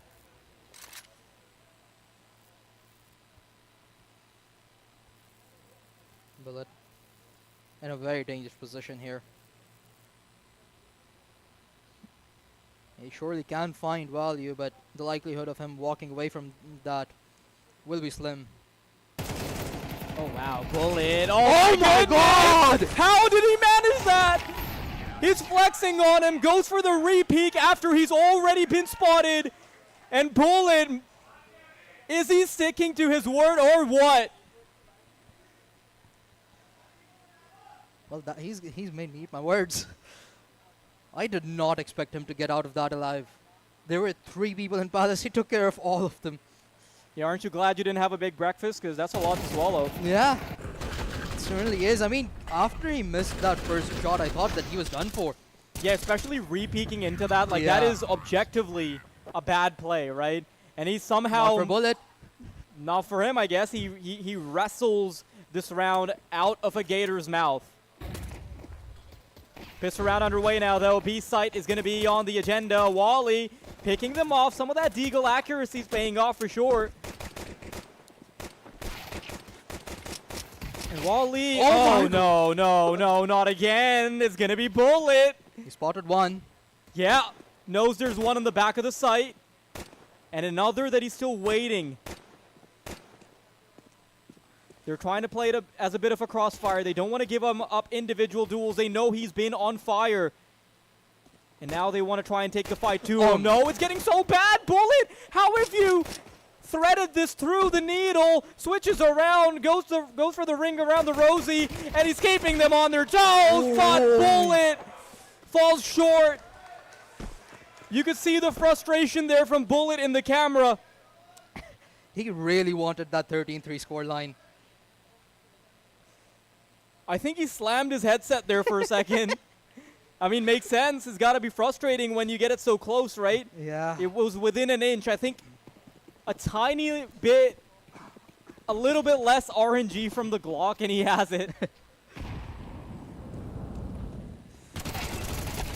Oh, look at this from Wawa, though. They're not wanting to slow things down at all. Stressorn is going to have so much pressure on his shoulders. Broking comes out from stairs.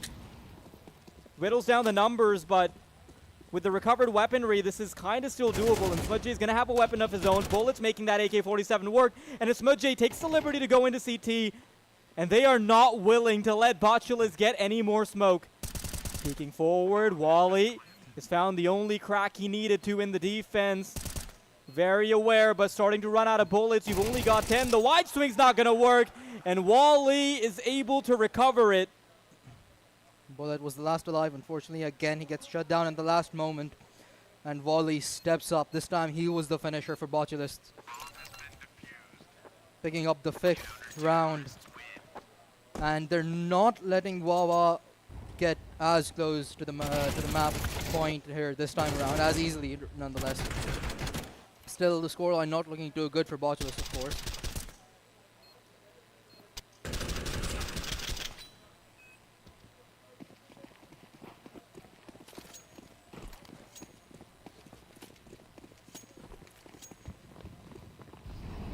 Yeah, it does kind of feel like Wawa are just trying to throw everything at the wall to see what sticks, right? Yeah. In the previous round, they forced their way up, and they almost got the round, so I don't want to blame them for it. But I also don't want them to get too sloppy here. Executor able to find a tiny little gap in the smoke and flash. Tug of War ends up going the way of the CT side. Sad but true. Sneaks forward. Shot in the leg. M4 recovered. And there's another 1v2 on our hands here, Jazid. This time it's sad but true. There's been a force to reckon with so far on Wawa, on Mirage. But does he have the finishing potential? He's certainly had great starts on this map so far, but can he close a gotcha round?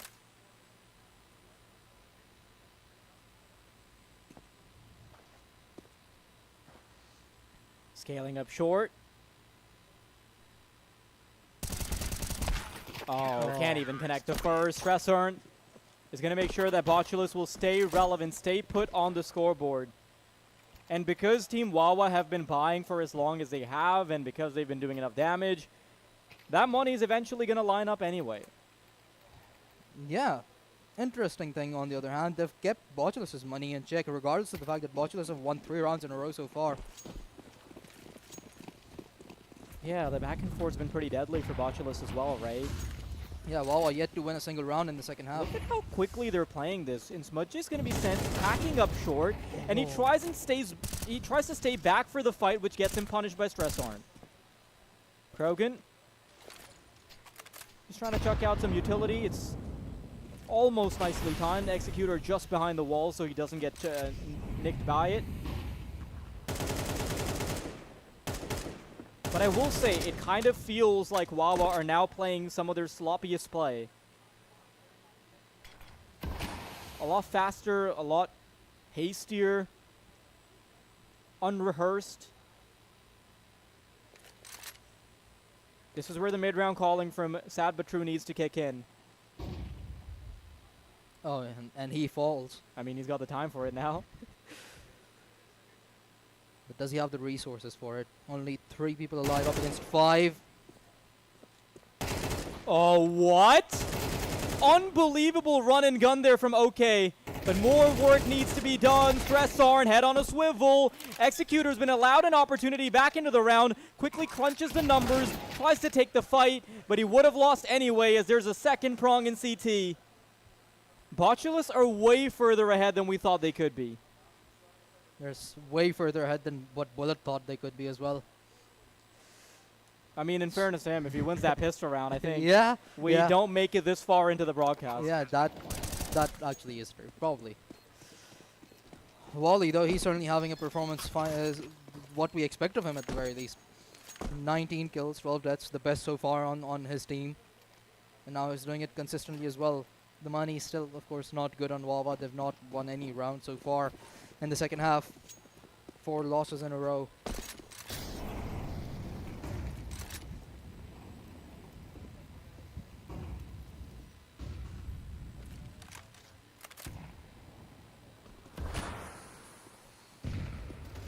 I want to see how quickly Wawa can put a stop to this, though. Getting real sloppy on those fights. Stressarn has been able to keep them on their toes over and over. Executor and OK, big work to do. Big shot from ProKings, though. And Executor's left in a 1v3. Caught from the side, but unfazed, has 2 players to look for. The Opper on very little HP. The peak is perfect, but he can't quite line his crosshair up. Team Botulus now within an inch of Wawa's scoreline. A single round will create the great equalizer.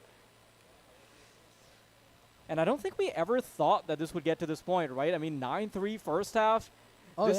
This is one of the most desperate sides I've ever seen from Wawa.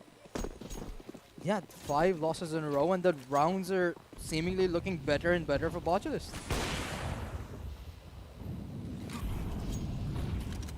It seems like Wawa are going to work with a tad bit extra aggression this time around. They've gone for a force buy here. 3 rifles in hands and a couple of Tech 9s. Grogan spots one at mid, unfortunately not going to be able to find the kill before the smoke pops. Wally, though, he delivers first blood, looking for the second, but PSH kills him. PSH, a little bit more work to do, not ready for the second peak. And Sabatru's position could leverage a round out for Wawa. But I love this, the adjustment from Botulus. They don't go for the unfavorable fight. Just 2 remaining now. Bring all those pieces together, rally the troops. Get your horses in place. as they go for one hurrah together. The cavalry moves in, and Wawa have been reduced to nothing. Scoreline all tied up. It's a complete reset here. Both of these teams now 4 rounds away. Botulus, it never could have looked better than this for them to be able to send us to a nuke.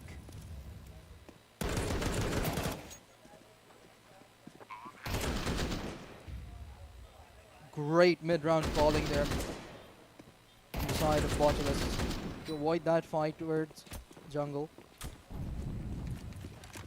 and make sure to not hand over their advantage. Now once again, wow, a lot of presence here towards middle and one player lurking towards apartments. That's sort of been their ordeal in the last couple of rounds, where they try to leverage that one person towards apartment and find some value out of that. Unfortunately, it hasn't worked out.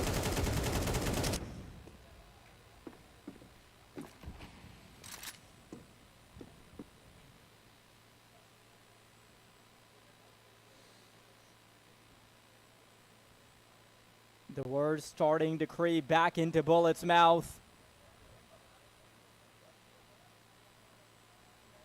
Wawa have not been pressured this much in the entirety of the tournament, but maybe the spearhead of the last map can still be the one to put a stop to it. PSH, big kill to be finding, but Insmudji's quickly going to overrule on the B-bomb site. ProKings is able to land a shot on the fadeaway, and Tressar's position is instrumental. Waiting for ProKings now. Not much HP on Bullet and Insmudji. Bullet can't afford to miss this. That will drive him crazy. Connects on the shoulder. Tressar with a flashbang. Gonna go flying out. Trying to find each of the duels individually. Knows he needs to get them off of these hiding spots. Tap on the bomb. Trying to fade the smoke. Can't find anything. This has been cooked to perfection by Wawa. Nice and medium rare. Okay. There That got scary. Yeah, that got close. Very close. However, Wawa, they deny Botulus the lead. They're going to hold on to it, at least for the time being, but it's still really close. That round was certainly out of Wawa's comfort zone. That round, I feel like everything we've seen in the second half has been out of their comfort zone. Yeah. But they finally get their first round victory of the second half. This is such a contrast to what I've grown accustomed to watching from Wawa, where, you know, they play this very elaborate game plan. They don't try and rush through things. They have fakes. They have multiple sets of utility that lead to different outcomes. But a relatively one-dimensional map from Wawa on the T side, especially. Can't really complain about the CT, but they're surely thanking their lucky stars. They're able to build that monstrous margin. Yeah.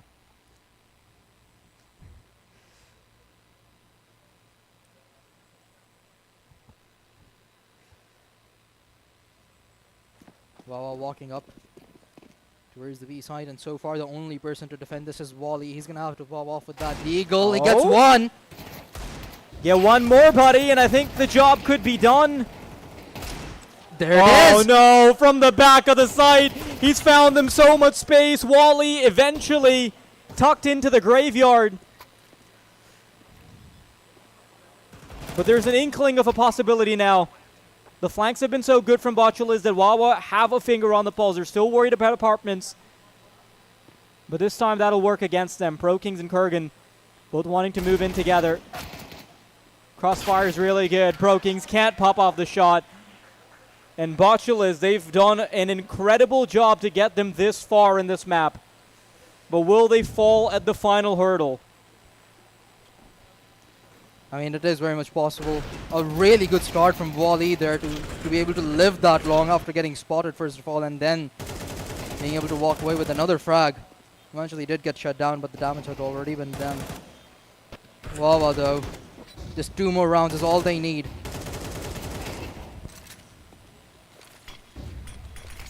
To send Botulus home. All the way from the caster's booth, I can hear the comms getting a little heavy. Chaotic Ooh, really good connection there from PSS. Doesn't let them comfortably cross over. But this is the retake that could change the outcome of this entire series for Botulus if they can get this done. Wally, first kill found. 4 more players coming their way. Palm halfway tick down. It's all a matter of wasting time if you're in Wawa's shoes. That smoke is going to make things a little bit harder as well. Wally can't find a big kill. BSH is going to go down, and Kurgan will fall soon. Wawa, a single round away from knocking out the fabled underdogs that are Botulists.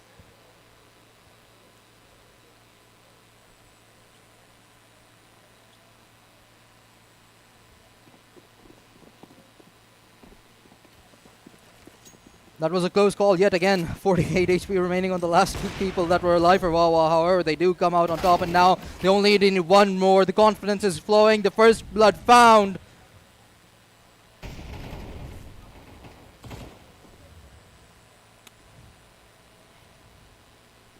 Wally's been such a massive force here. 23 and 17, make that 24. As he not only finds a kill, but also recovers a weapon. Stressarn active, but caught. Lots of HP missing on the side of Botulus, but the numerical advantage could go big. Now they start contesting for A.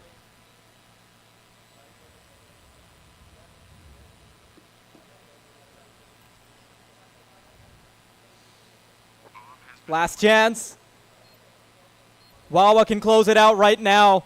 Botulus, they want to extend what has seemed like their inevitable doom. First collection made. Sabatru evades certain death. PSH and Wally looking for fights. Sad finds one, and Wally, the Goliath, has everything on his shoulders. 2 different fights to take. An impossible crossfire. Which fight do you take first? He chooses jungle, and he's chosen wrong, as Wawa are going to knock Team Botulus out of the tournament. Oh, it certainly was a close call there. The prophecy did get falsified, but it's a win for Wawa nonetheless, and they'll be much more than happy to take it and put their spot on the finals. I mean, Botulus, you have to give props to them. The start, it certainly was slow, but the comeback in the second half, it did make things very, very difficult for Wawa in the end as well. I think if Botulus were given more of a margin on that CT side, I do think they could have had something done, right? But a 9-3 start, man, it's a little bit inexcusable, and it makes sense why this game ends up going the way that it does. There, you've got it on your monitors right now.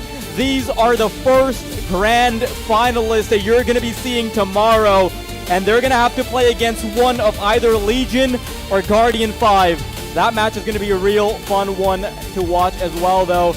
I do believe we're going to have the highlights in just a bit. We might be able to catch a breakdown of how the action went down, but what's more important is that we throw the mic to Fariha so she can have a finger on the pulse of what was going on in the comms. Fariha, take it away.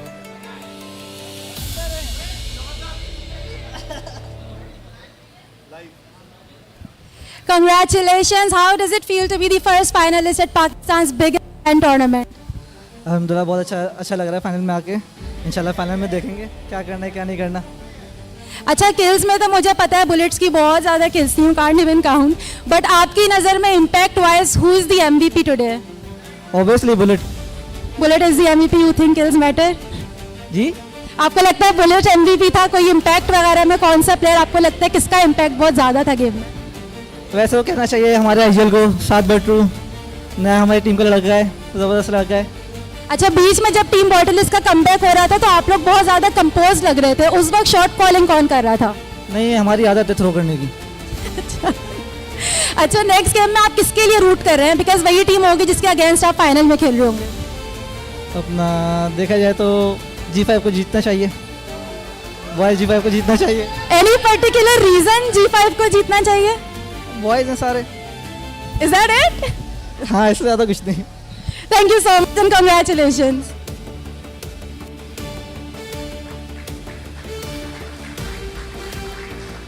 You so proud of yourself. Audience की बहुत थी. अच्छा feel हो रहा है और मेरे ख्याल से इस तरह के जो टूर्नामेंट्स हैं और अपॉर्चुनिटीज़ हैं वो और आने चाहिए ताकि हम जैसी टीम भी जो है तो और जो हमारी जैसी टीम है वो आए बाहर निकल ताकि नया टैलेंट बाहर आ रहा हो। अच्छा, पहले मैच में भी आप लोगों के साथ ऐसा सिमिलर टाइमलाइन हुई थी कि बीच में कमबैक हुआ था but then you guys lost the plot. क्या रीज़न है, क्या वजह हो सकती है कि आप लोग आखिर तक नहीं आ पाए? बस वजह क्या है, ये चौक हो गए हम लोग बेसिकली। मतलब हमारा सब कुछ कंट्रोल था, मिराज टेरर पे भी हमारे पास कंट्रोल था और सिटी में भी जब हमने डस्टू में स्टार्ट किया तब भी हमारे पास कंट्रोल था। हमें फील हो रहा होता है कि कंट्रोल है या नहीं, लेकिन वो कंट्रोल हाथ से कब निकल जाता है, जब हमारे पास 1 से 2 राउंड निकलते जाते हैं तो वो प्रेशर बिल्ड होता है और फिर उसमें कम्युनिकेशन लैग कर जाती है जिसकी वजह से। अच्छा, बॉटलिस बहुत लंबे अरसे से एक साथ है, व्हाट डू यू थिंक इस लैन के बाद बॉटलिस का क्या फ्यूचर है? देखिए, इसमें तो बहुत ही मेरा एक अच्छा आंसर है कि बहुत से आए और बहुत से गए। हम लोग बेसिकली खेलते इसलिए नहीं है कि यार हम लोगों ने कोई ये करना है वो करना है, हम लोग इन्जॉयमेंट के लिए खेलते हैं और हम लोग सारे दोस्त ही हैं तो साथ ही हैं। ऐसा नहीं है कि हारने के बाद हम फड्डे कर लें या हारने के बाद हम लोग पाकिस्तानी सीन जैसे है कि रिसियस का टूट जाए।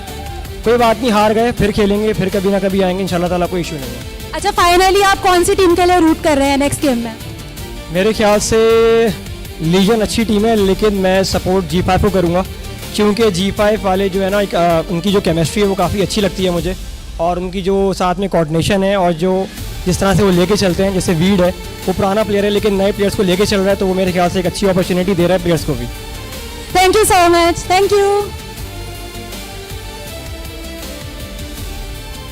Wonderful interview and a lot of insight with it that we end up getting from that, right? There were some comms breakdowns in there, but Yeah. I'm really happy to see that we have a lot of teams actually now in Pakistan that are essentially playing because they genuinely have just love for the game, right? It's not just about making it to the top of the scene, getting it done with whatever players you need, right? Botulists are friends first and then teammates later. Yeah, and I mean, it showed in the game as well. There were down times as well, and them being able to make that comeback in both of those maps, it requires a lot of great communication. Sure, there were communication breakdowns that he himself mentioned there as well, but still to have that resilience on a LAN like this against Wawa, who is arguably the best, if not one of the best, if not the best team of Pakistan, it still showed a lot of potential that this team has. Yeah, and I think there's definitely two conversations we can talk about there, right?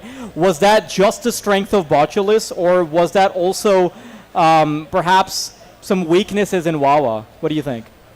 I think it's a bit of both. We saw how dominant Wawa can be. You know, they put up 12 rounds while having only conceded, I believe, 3 or 4 rounds on Dust 2, and that's when you start to get a bit lenient. So they let a few rounds go. It slipped from their hands. But in the second map, especially in the second half, that's when Botulis started to really roar and they showed signs of life. And I think that's where you see the cracks in Wawa's gameplay. Yeah, we get to see the head-to-head here as well. Both players being there for good reason. 26 kills for Bullet, 24 kills for Wally. And you know what? I'm really disappointed that we don't get to see Wally on his A game in map number 1, because we could have seen a totally different outcome if Wally ended up performing well on that first map. Because that second map was absolutely monstrous. That was a really fun watch, and there were so many times that he was genuinely able to break the back of Wawa. Yeah, that is quite literally what we were talking about in the pre-game, that Wally has that ability to Botulist walk through a couple of rounds, and he certainly showed it on map number 2. Unfortunately, that was absent on map 1, and had that been present, maybe the comeback would not have been necessary, because the mid-rounding did seem a lot more cleaner on Dust 2 from the side of Botulists.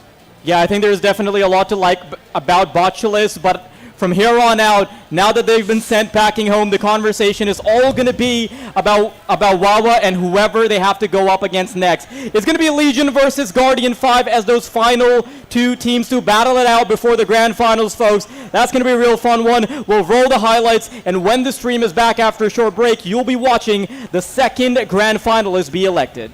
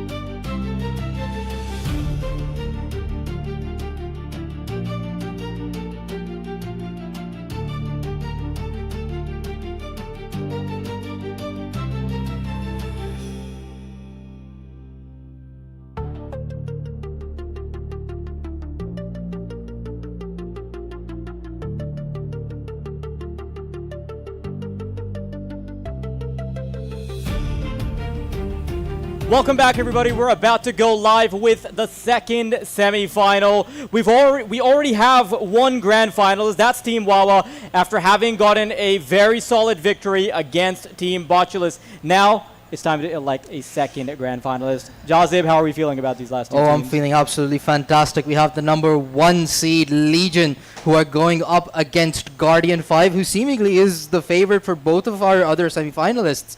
Both Wawa and Botulists were hoping, or are going to be rooting for Guardian 5 heading into the second semi-final. So it's certainly going to be interesting to see how they play in this one out.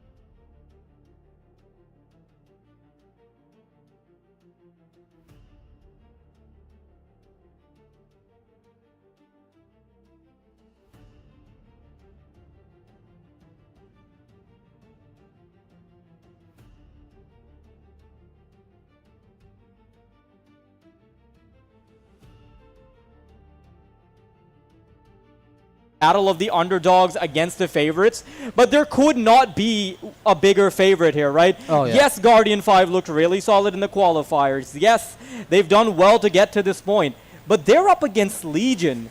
Yeah, and having lost a game in the qualifiers as well, they were the last seed to get in. I mean, sure, you have to naturally put them at a disadvantage here, especially against a team like Legion, who have players such as Pokemon, who have players such as Soulmate, with all that experience and that sheer power behind them. So it's not going to be easy whatsoever for Guardian 5 in this regard. Well, there's going to be a lot to talk about this game later, Jazib, but that stage behind us is looking a little empty, so why don't we start bringing those teams on board? First up, it's going to be Guardian 5. Why don't you head on over to the stage?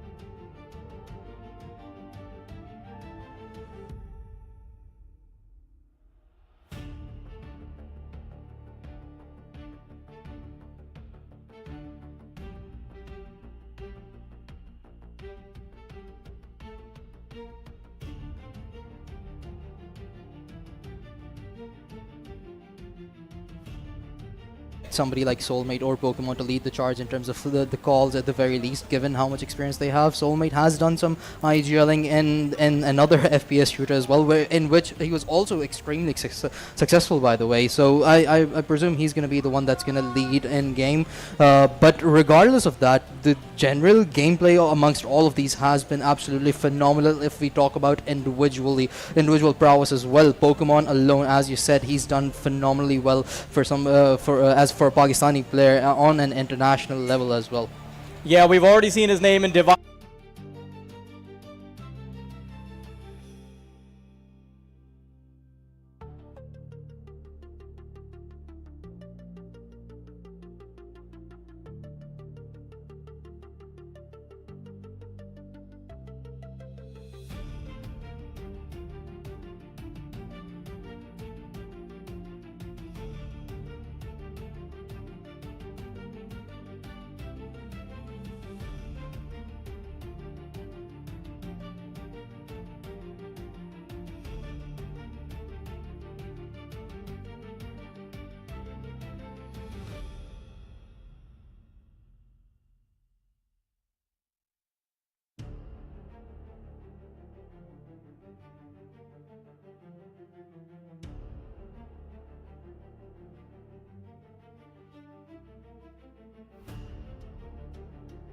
all that experience, he's going to have to put that to use to lead his team on to the grand finals, where whoever the victor is going to have to face off Wawa for that trophy and the prize pool. Yeah, I do want to talk a little bit about just the scene in general, though, right? When we saw the qualifiers of this tournament, I was really hoping that we would see potentially stacked lineups of like the old guard, which, you know, I mean, if you're a fan of Pakistani Counter-Strike, you're thinking of like big names, like you're thinking of like Pokemon, Soulmate, Trans, HSB, like these are the players you're thinking of. So honestly, I thought that the old guard would self-select into teams and we'd get to essentially see a battle of the old guard versus fresh new blood. But that's not what ended up being the case, right? Instead, we had Legion, who's a mix of 2 veterans and 3 very, very brand new players, at least in the context of Pakistani Counter-Strike. That being said, though, videos going to be popping up on our screens. Train, Ancient, the first 2 maps to go away. I'm sure you're very happy about Train not being part of the equation, Jazib. I know you've been skipping out on your long dog lessons, but we've got Mirage up first. Yeah, and we're going to be revisiting Mirage. The second one is going to be Inferno, actually, that Legion have picked. So, again, I believe it's just more about what these teams feel comfortable on. Mirage generally is a very popular map all across the board in the Pakistani CS scene. Overpass to get banned next. That's going to leave 2 maps behind, and Dust 2 goes out, and Nuke, once again, is going to be our decider. Yeah, I mean, last time we didn't get to see the decider, right? Yeah. And I'm not gonna lie, with the kind of disparity we've seen within the individuals here, there's a very good chance we end up not getting to see Nuke again, right? But I do want to talk about some win conditions that could potentially pave the way for Guardian 5. Guardian 5's players are tried and tested. Like, these are the players that aren't going to feel scared at all on the stage. Like, they're the types of players that have been grinding in gaming zones, playing whatever LAN they can get, going to those cafes, right?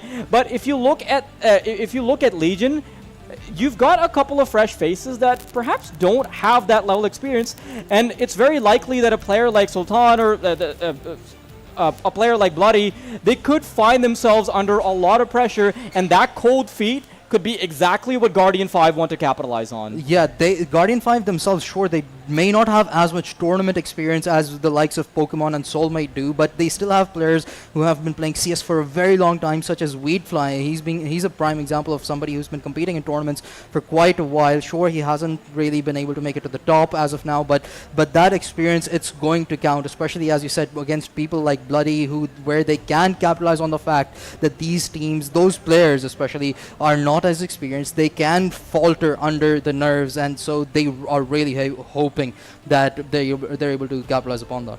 Yeah, and I think if we're talking about the side of Legion, right?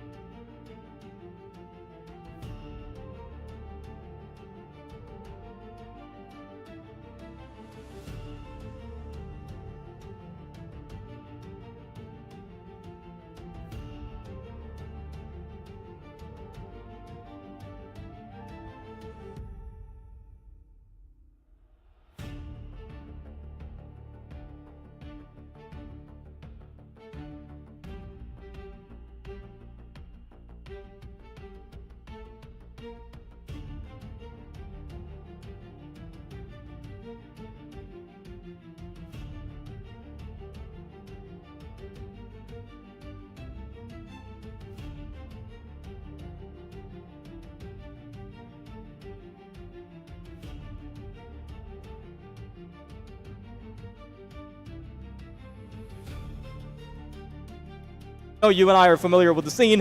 Botulus were probably the worst team on paper. Yeah. But Guardian 5 ended up showing even more weakness than that in the qualifiers. So, I don't know. This could be a big sticking point for them. Yeah, I mean, honestly, on the basis of qualifier, you can't really tell what to expect entirely, because Guardian 5, they lost against Botulus. Botulus hadn't dropped a single map. They had only gone to double digits once, and they still won that map. So we certainly can expect an upset here as well, but the probability of that is highly unlikely in this game than it was in the last one, I'd say.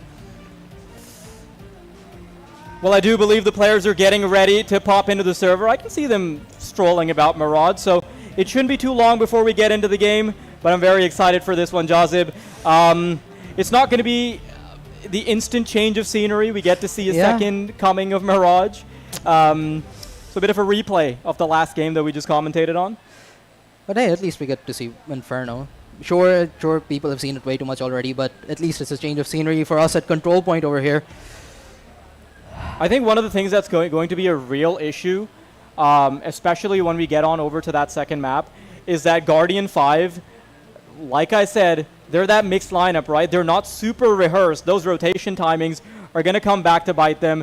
It's not going to be as well-oiled of a machine as Legion are going to be. Because listen, Legion's lineup, although I've been talking about the potential win conditions, a silver lining that, hey, Bloody doesn't have a whole lot of LAN experience. Sultan could be struggling in that department as well. These guys have been practicing for 3 months together. There's a reason why they ended up being invited to the ESL Challenger League, the Asian division, of course. And that level is very different from anything you're going to encounter in the local scene. So, in that sense, you also have much better scrimmages than anyone else is going to be playing. If you've got a mixed lineup, the type of practice you're relying on is you're hoping for a pug. You're maybe going to like a gaming cafe or something and trying to play a 5v5. But unfortunately for them, the type of practice Legion is getting, that's against some of the top teams in Asia. Yeah, it's certainly not going to be something that Guardian 5 would be not prepared for at the very least. Legion 5, on the other hand, they're getting ready to face off against the best in Asia. So for them, this tournament entirely should be a walk in the park. But we're gonna have to wait and see if Guardian 5 allow them to even move forward to the grand finals. And as the lineup for Guardian 5 pops up on your screens, right, there is quite a bit to talk about. Interestingly enough, a lot of the players from Legion have had a lot of experience with Guardian 5's members as well, right? Because HF, Bloody, Pavistar, and Melkor have all played under the same banner of Starboys. Like I said, one of those good old Face It teams that has a laundry list of players. And these are friends outside of the server, so I guess there's a bit of an internal rivalry in there. Speaking of internal stuff, Guardian 5's IGL and AWP is their youngest member. It's Pavistar, a 17-year-old who's going to have the burden of playing against potentially Pakistan's best team while opping, while IGLing. That's a lot of burden. That's a lot of burden. We were talking about how nerves could affect the likes of Bloody and Sultan. Well, imagine what Pavistar might be feeling at this moment. He has to hop, he has to IGL, and he has to go up against the best that Pakistan has to offer for a spot in the grand finals of Control Point here. It's certainly not an easy task. Yeah, there's no doubt that the favorites are Legion coming into this matchup, but the win conditions could line up for Guardian 5. And hey, Team Wawa nearly dropped the ball against Team Botulus, right? I genuinely think that a couple more rounds going awry, going all the way to nuke, could have actually changed the entire outcome of the game. Botulus put up a really good fight, and I don't see any reason why Guardian 5 couldn't replicate that sort of underdog performance. They can. They obviously can. It's a game of competitive CS. You can never count anybody out, even if the scoreline's like 12-1. There's still that slight probability of the other team making a comeback. But you also have to realize that the opponents that Botulus have were not Legion. First of all, Wawa are not scrimming. Maybe they are, but they're not scrimming against, or they're not competing in ESL challengers. There's not as much experience on their side as well. On the other hand, Guardian 5, they do have experience in Weedfly, but again, Pavistar is the one that's IGLing there, so he's still young. He's still experiencing some CS from fresh perspectives. And Weedfly, I'm pretty sure he's going to be second IGLing and helping him out in the process as well, and in the mid rounds. But we're gonna have, but to think that they have a better chance of upsetting, I don't think that's gonna happen. I think we should be ready to go live in just a second based on the looks from the players. Okay, there we go. We should be going straight into the game, Jazib. We've had to wait a little while for it to go live, but I'm sure this action is going to pay off. It's going to be an exciting game of Counter-Strike as Legion go up against Guardian 5. Sorry about that. I mean, hey, they're 5 members too. They are 5, yeah. I mean, they are 5 players. You can't fault me for that one. But you know, you were talking about how Weedfly is going to be that second IGL, And I think you're totally right in that sense that they're gonna have to infuse the ideas of Pavastar as a newer player within the scene who's still experiencing Counter-Strike in a very fresh way where he can bring new tactics to the table, but infuse that with the composure that Weedfly can bring to the table. If you can walk that sophisticated tightrope of synergy between those two players, I think we could find a really good winning recipe here. Yeah, but that's a really big if to be able to do so when you're... Yeah, it's holding a lot of weight. Yeah. When you're sort of a mixture of players who haven't been practicing for too long with each other, that's going to be really difficult to pull off. But again, it's not an impossibility. It certainly could happen as we head into map number 1 for the second semi-final of Control Point Legion going up against Guardian 5. Here it comes. Pissed around underway. Bloody, you're going to have to be watched out for. 2 kills already found with the double dragons. And it's Sultan who finds a double. Soulmate adding 1 to the tally. And that is as clean of a round as it gets, as Legion will deliver a quick blow. The fastest round we've witnessed on the broadcast so far. That one merely took, I believe, 20 seconds or something, and Bloody off to a bloody good start. 2 kills for him already. Sultan following him up. The young bloods showing off in the pistol.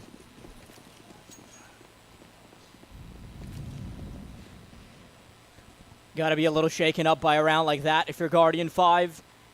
You know you're up against some very difficult opposition, and I hate to sound like a broken record, but that's the narrative that we've gotten on our hands.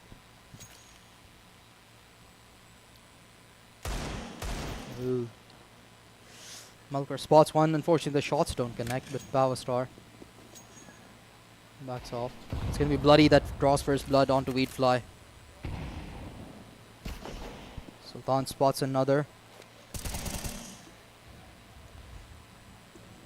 This is such a contrast to what we saw in the previous game, where the pistol rounds would be chaotic, the conversions would get really weird, right?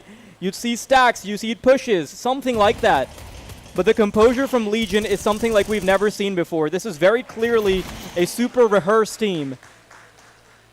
Yeah, and a great instance where you could tell that they're very much rehearsed is the fact that when Sultan saw a player towards Abs and he still decided to not take that engagement, knowingly that Guardian 5 don't exactly have great weaponry to work with, he still played that in a much more methodical manner than you'd expect a casual CS player to do so, or somebody who's not as well versed along with their team.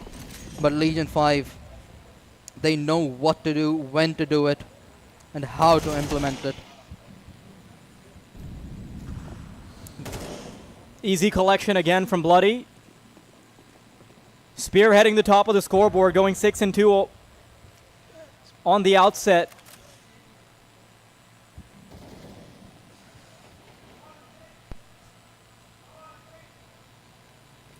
I think Soulmate has a decent idea that there might be a player there, but he doesn't want to get too exploratory there. No reason for Legion to really make any commitments. Ooh, Bloody, don't get greedy. Sees ahead, knows it's not worth it.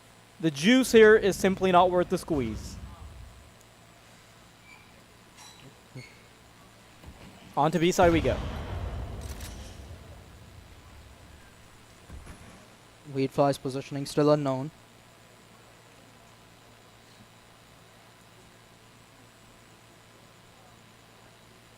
That could pose a threat to Legion, but Guardian 5, they decide to walk away. With 35 seconds on the clock. Yeah, they're barely going to have any time to rework this, right? Pavastar is given the impression that they're still committing to B apartments. They take quite a while, but these fights really need to work out. 20 seconds, Pava, you're not looking under yourself. Sultan's going to take him out. That's a double. Melkor still wanting to keep them alive, but he's quickly going to fall. Legion still without a scratch on the grand scoreboard. Smiles across the faces, of course. And they're making it look so easy all across the board. Bloody, he's drawn first bloods in all 3 of the rounds that have happened so far. And Sultan has been popping off as well. Both of them have carried most of the fragging power so far for Legion. 12 kills amongst the two of them. The thing I'm a really big fan of from Legion is that they don't start panicking when they feel like there's not enough information there. Very nice couple of collections from Pokemon. Dissuades them from continuing their pursuit in Connector. Pavastar moving right in. HF waiting with a bullet with his name on it. Just needs to serve as a bit of a distraction. Needs to call in the reinforcements. His buddies are going to be around the corner soon. Soulmate finds it. And so far, so good. Not a single speed bump yet, Jazzy. Yeah. I mean, this time around, Guardian 5 were able to get first blood. However, Legion, they didn't let it affect them. As you said, they don't panic whatsoever. They're calm, collected, and they keep control of the round regardless of whatever situation Guardian 5 presents. It's nice to see Guardian 5 still smiling. Yeah, I can't imagine what the conversation has to be for you to be ecstatic when you're down 0-4. Yeah. Especially if you're Powerstar. You're the IGL, a 17-year-old IGL facing off against Legion. Being able to hear comms would have been absolutely fantastic, but perhaps for another day. I mean, I'd like to hear the comms, but I fear that being able to hear Pokemon's comms would make the stream unwatchable. It would be taken off of the internet. That's a very real possibility. And Pakistani CS all across, I'd say. Yeah, I think it just stops being sponsor-friendly as soon as Pokemon gets to talk. Well, it's good we don't have comms then. I mean, he might. There's still an interview lined up. Oh, yeah. Hopefully that stays PG. PG, meaning Pokemon Gaming.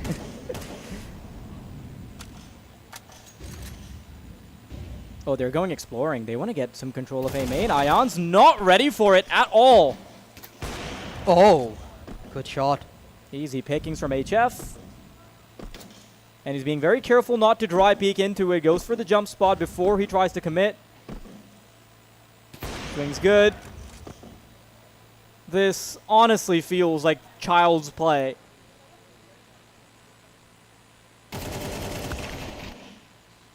Weedfly does take Bloody out, but there's still a lot more work to be done. That was somewhat of an unnecessary peek by Bloody, but I mean, when you're on fire in the way that Legion are, like, it's still a 4v2.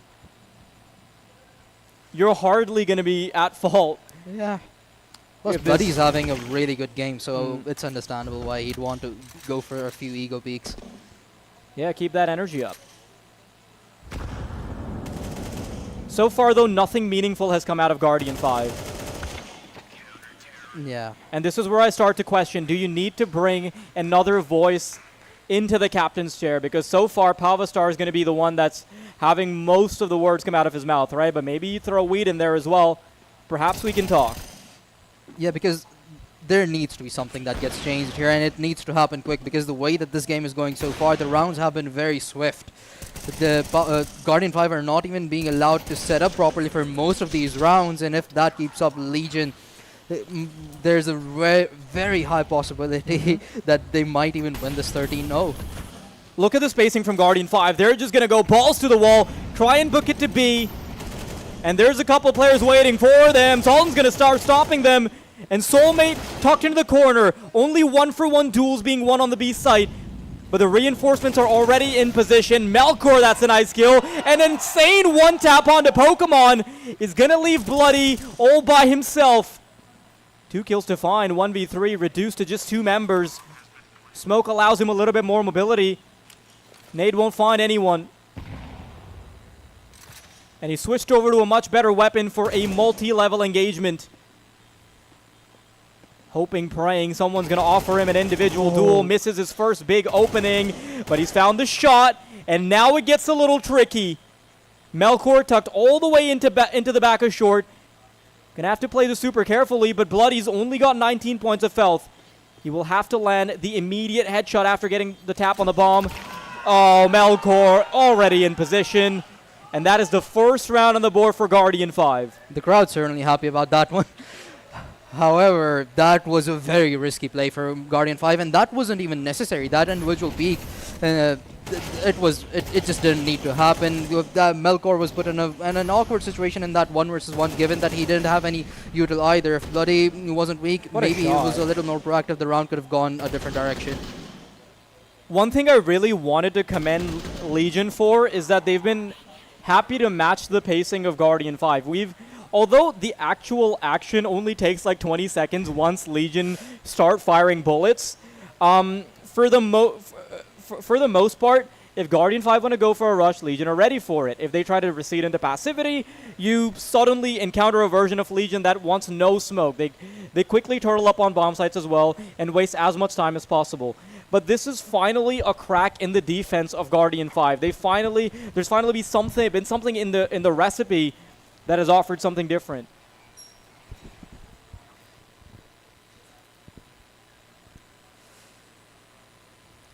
Yeah, well, first blood drawn for Guardian 5 here. They've gotten their first on board, but can they keep this going? Can they snowball this into something bigger? It was still a very close call. It came down to a 1v1.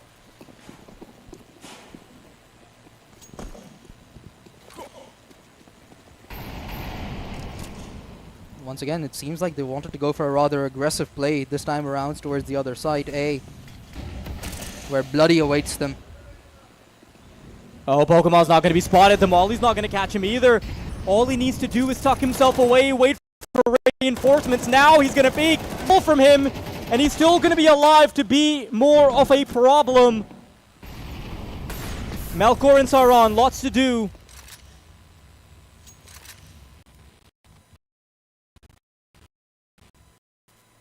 Willing to commit to the fight just yet. Waiting for Legion to start second themselves, rotate a player over towards B, and then Guardian 5 can start to talk. And that's exactly what's going to happen. That staggered pace from Guardian 5 allows them to run into 2 duels instead of 3. Molotov is also very isolates the stair player, and if they can find a kill on him, then it could be possible, but HF and Sultan are on the case. That final fight was so well timed from the side of Legion. It just goes on to show how how good their communication is all across the board. It was Sultan and HF who took the final couple of fights, and they still timed it extremely well.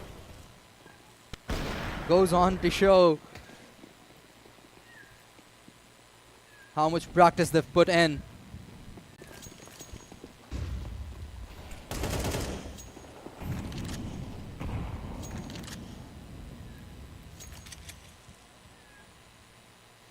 So far, so easy. But HF is going to miss a crucial shot. He's going to be ran down, brings out the sidearm. But what's more important is the teammate in his back pocket. Soulmate, quick work. Tech9 still looking to find a victim. Pokemon's part of the conversation. Pavastar's found him. But it's a 1v2 that could be done. Oh. But Soulmate has something to say about it. There it is. You can see Pokemon getting super vocal. I think And it was Soulmate's just probably somebody vibing. in the audience. I mean, yeah, there's definitely quite a few members of the audience that are voicing their own concerns. But it's Guardian 5 who have much greater concerns at the moment, because nothing that they're trying seemingly is going their way right now. This time around, another different approach, and Legion are going to retaliate with the same pacing yet again, and 4 kills immediately. The farthest that Guardian 5 have been able to get is off of aggressive pacing. But as soon as Legion adjusts to it, there's nothing. Yeah, I mean, Guardian 5, the last 3 rounds they've tried extreme aggression on different sides of the maps. One time they ended up winning it, another time they got extremely close to closing out the round. This time, Legion, they brought the fight to them at mid. And unfortunately, that's left Powerstar all by himself for Guardian 5.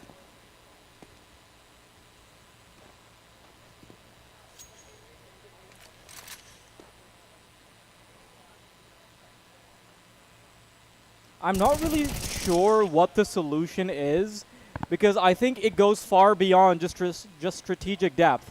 I feel like Legion are obviously doing a better job in terms of the strategy, sure, but there's not a whole lot that they need to do in terms of cooking on the CT side. They've mostly been letting the fights come to them, and they've been throwing a couple of pieces of utility that can keep Guardian 5 at bay, but for the most part, it's just been much better firepower from Legion. Like that last round, Soulmate had no business getting 3 kills and completely stopping any potential of B-side aggression.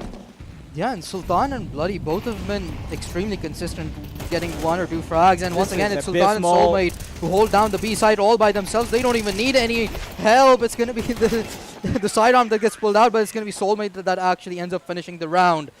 Just 2 people against 5, and that's all that Legion needed. Yeah, at this point, just disconnect the rest of the players that aren't on the bomb side that Guardian 5 have been hitting. Barely really, you barely need the retakes to come in, and when they do, it's a massively advantageous position for Legion. A solitary round earmarks Guardian 5 on the scoreboard. Largely irrelevant on the server at the moment.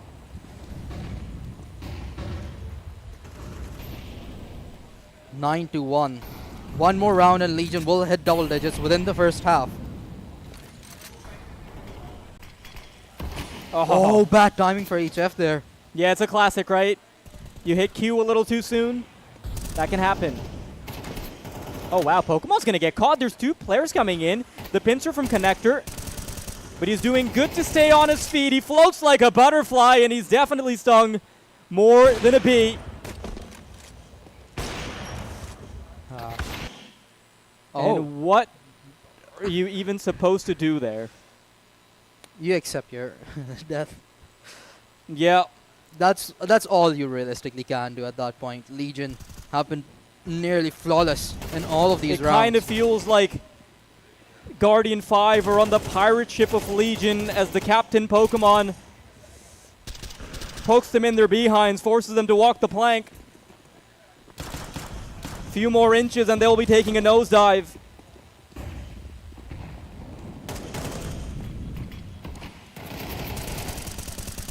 Bloody once again getting the first kill. He's been extremely consistent with it, and Soulmate follows up.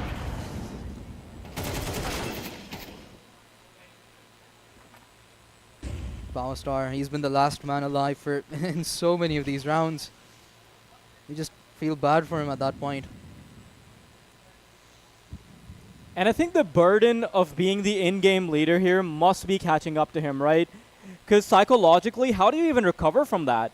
If you have 1 round to show for 11 on the other side, it must feel like it's your fault, right? Even if it isn't, even if you're just getting purely outgunned, the IGL will always bear most of the burden of that. And what's really bad news right here for Guardian 5 is this is their own map pick as well. We're not even on Inferno yet. Yeah, Legion's not going to be making it any easy, and I think even worse news is that Soulmate brought notes with him. So I think they might actually be using... All 5 of them have notes with them. them. Yeah, exactly. So like, so I know that they all have notes, but Soulmate was actually flipping through them. So that tells me that they are just trying to get as much practice in for LAN as possible. Yeah, perhaps testing different playstyles, seeing what works, what doesn't. So far, everything has. But maybe not this time. 2 kills go the way of Guardian 5 to wow, get things not bad off. at all. Pokemon AHF trying to close the gap. Very sloppy shooting from Pokemon. And that is Guardian 5 finally getting something done. Not sure if the broadcast can hear that, but that was a surprising eruption. I mean, the crowds love underdogs. Yeah, fair enough. But Saran putting his whole team on his back with that 4K there. By the way, whatever we just watched from Pokemon on those misses was particularly difficult to get through my eyes. It's okay, you can take your glasses off for those moments. What? Oh no, Melkor, you cannot do that! Fumble! That actually lets them get the bomb down, which means they'll be back on their feet way sooner than they should have been. And with more force. Bloody still has the Desert Eagle. Still trying to be a problem. Of course, Power Star is not going to be anticipated, so this is a freebie. Oh, yeah, you've got to do it. Brings out that confidence back. Lovely stuff. And you can see the smiles wiped right off the faces of Legion. Except maybe Soulmate. I feel like he's still vibing. Yeah. Guardian 5 are certainly happy. All of them are smiling right now. Just off of that knife kill. The scoreline doesn't really matter when you can get the memes in. They're proving to us that they're here to have a good time.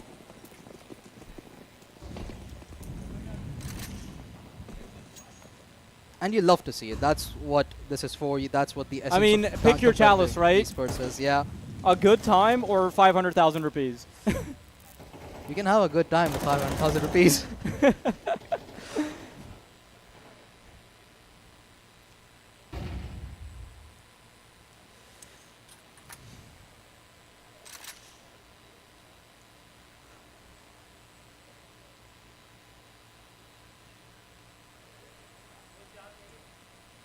Legion waiting, seeing if Guardian 5 present themselves on a silver platter.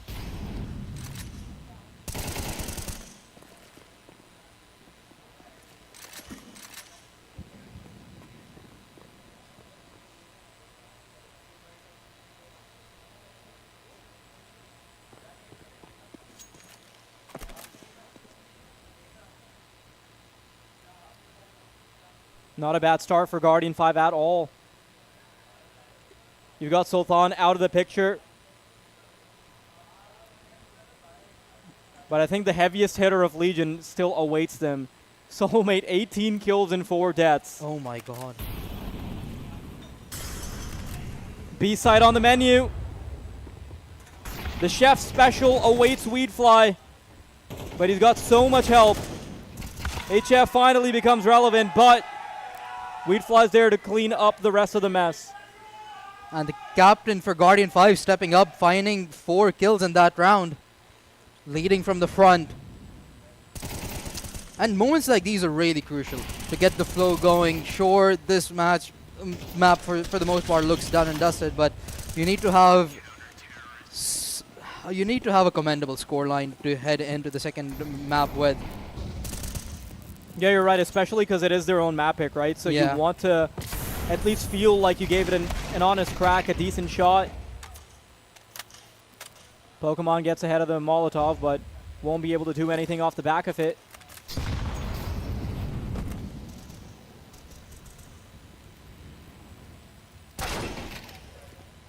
Ooh, HF, nice headshot there.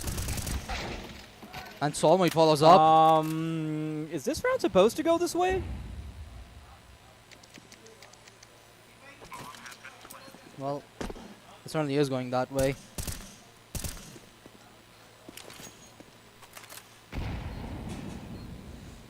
Guardian 5 know that they fumbled the bag big time. Bomb's already almost halfway take down, and at this point the cogs must be turning. You're already thinking of the potential to save, and it's Legion to diminish any further returns that Guardian 5 could have had.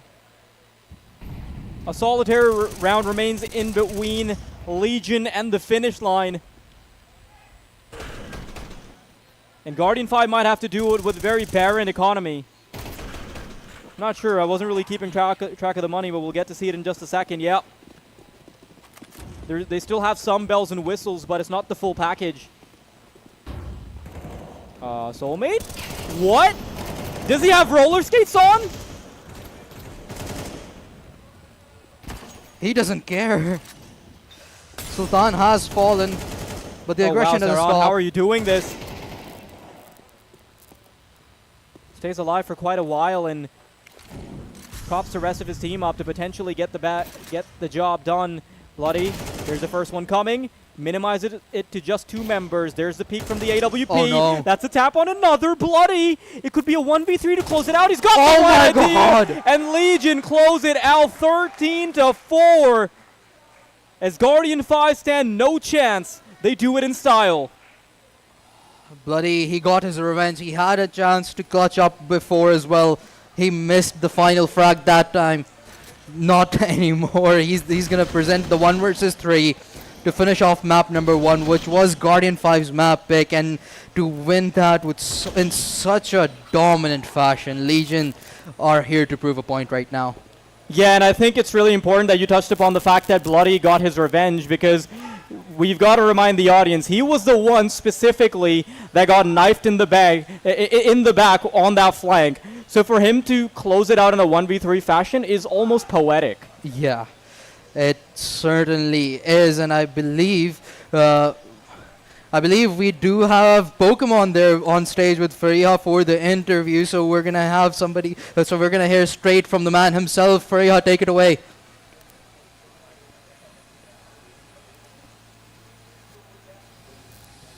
"13-4, that was insane. Did you guys expect it, or are you a bit surprised at how easy it was?" We expected maximum of 5 rounds. That's it, to be honest. That's crazy. Was it all practice, or was it actually as easy as it looked to other people who were watching? No, it's a lot of practice, a lot of hard work. We've been practicing for like 3 months now. Or I have very hardworking kids with me, and of course we have our own Zontics. So yeah, it was pretty easy because of that. I don't know if you heard the casters, but he was all about like Pokemon, Pokemon, Pokemon. Is it the energy in the team as well, or do you rely on the teammates as well? Of course, it's both. You got to keep the energy high, you got to keep the team motivated, and it's just that. So this was a very one-sided game. How much did it do for your ego going into the next map? I think we're going to try to keep it under 4 as well. Woo! Let's see. Thank you so much.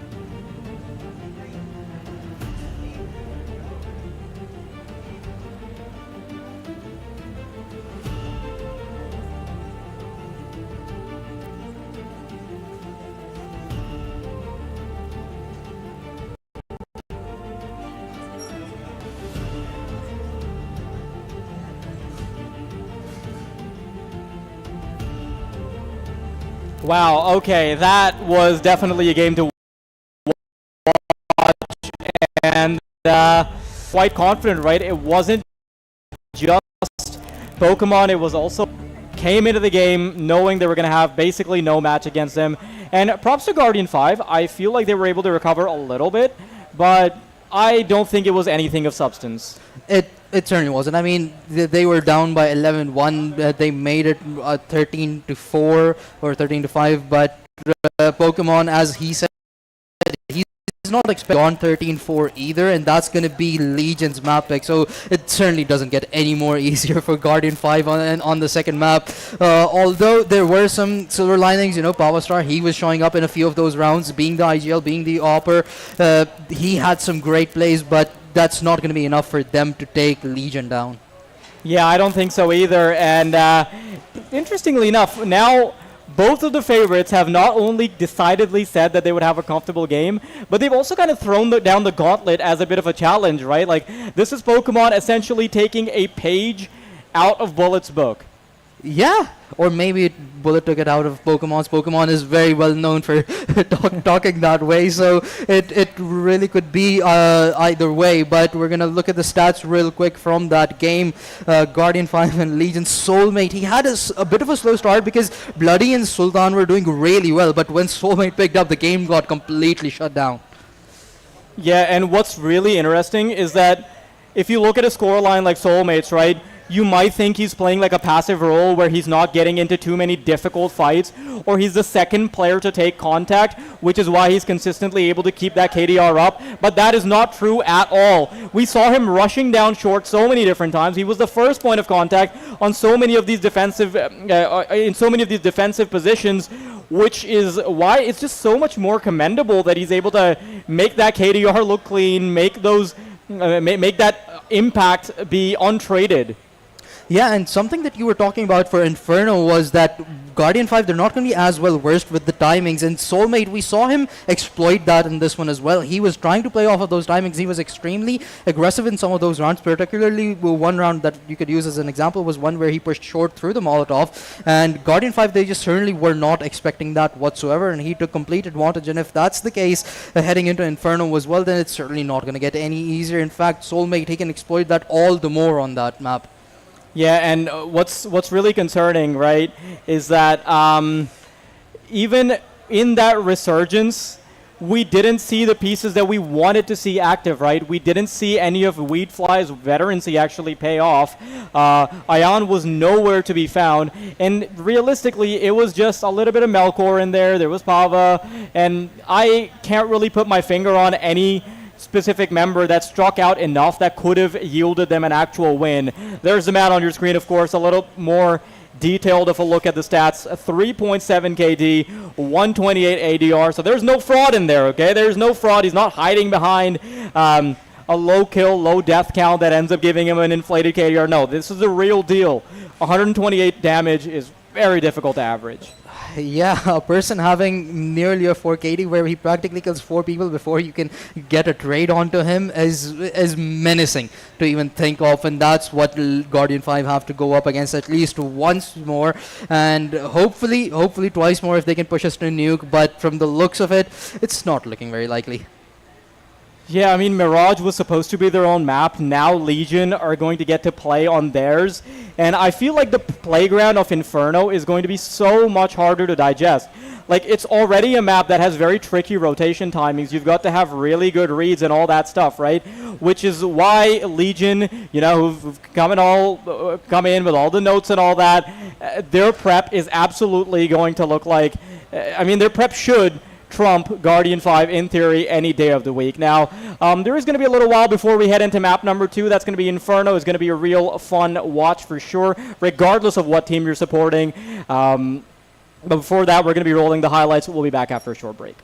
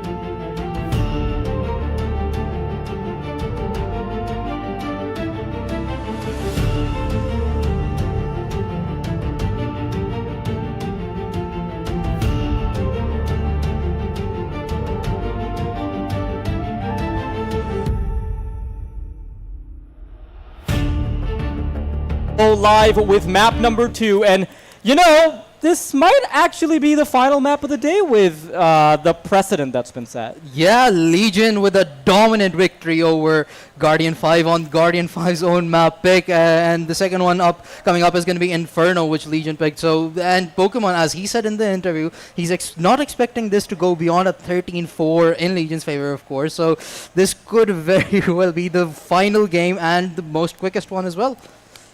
Yeah, I'm still very hopeful though. I want to see something more crazy from Guardian 5, right?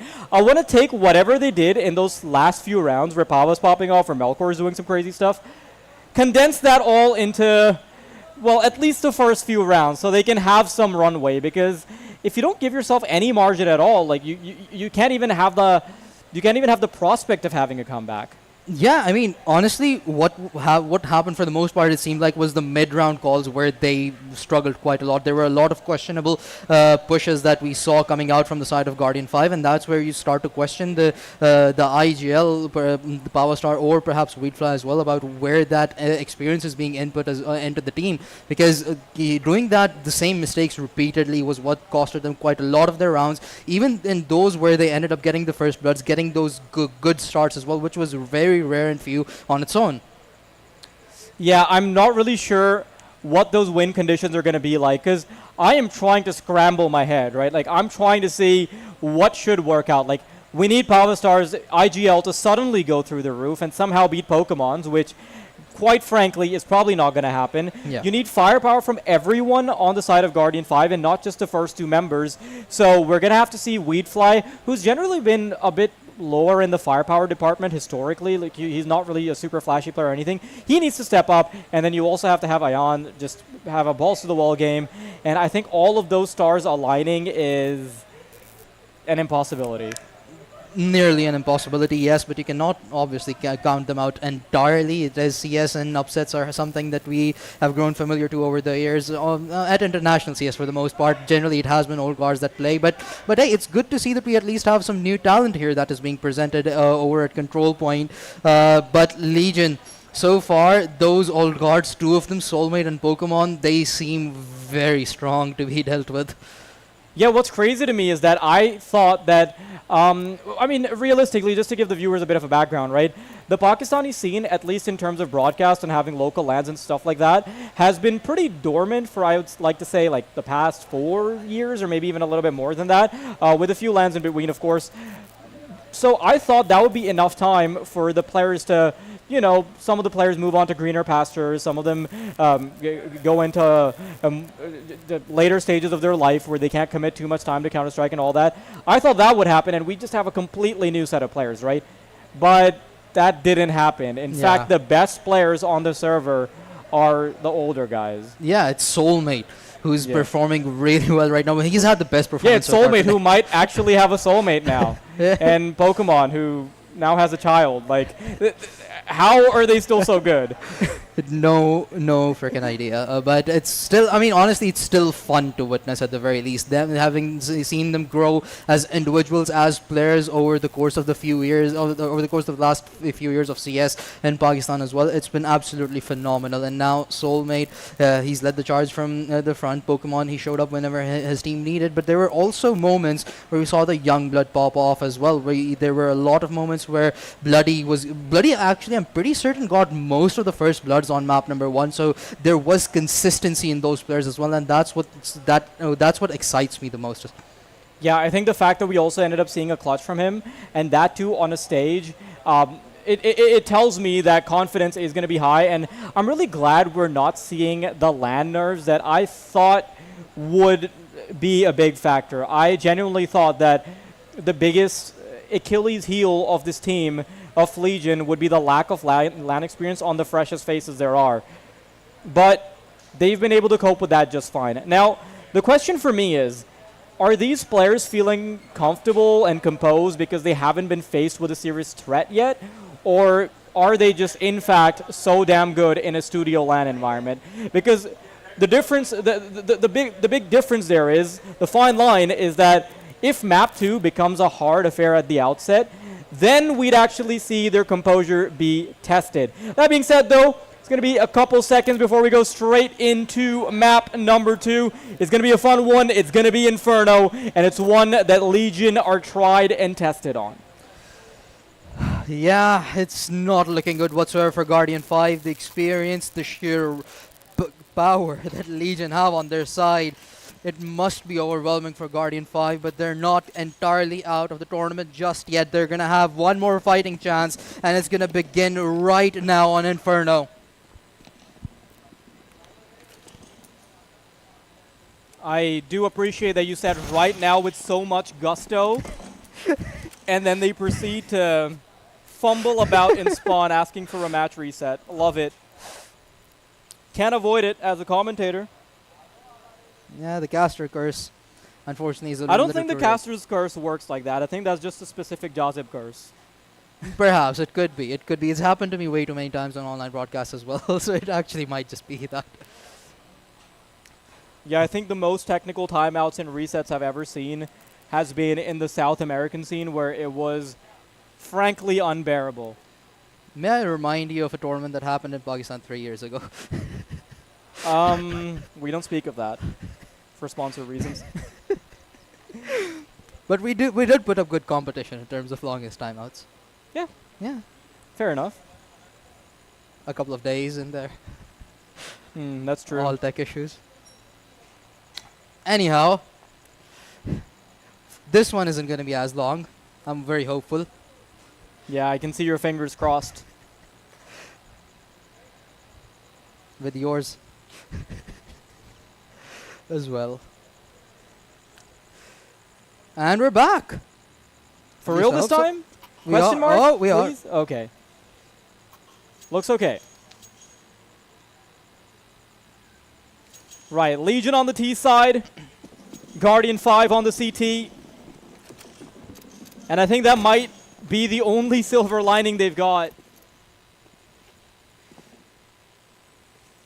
That they get to play the advantageous side.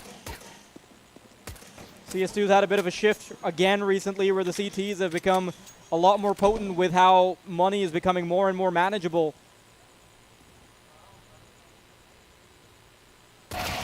A first kill found by Guardian 5, sure, but that freak is going to be matched by Bloody, who's still out for blood after that knife in the previous map.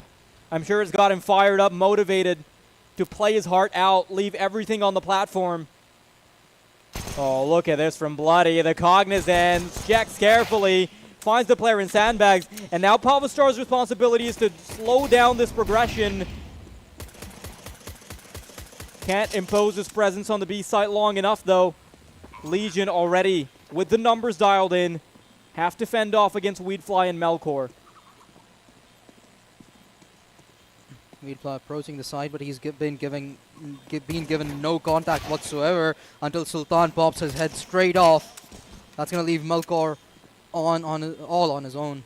Up against 3, spots 1, but it's a double peek to finish off the round.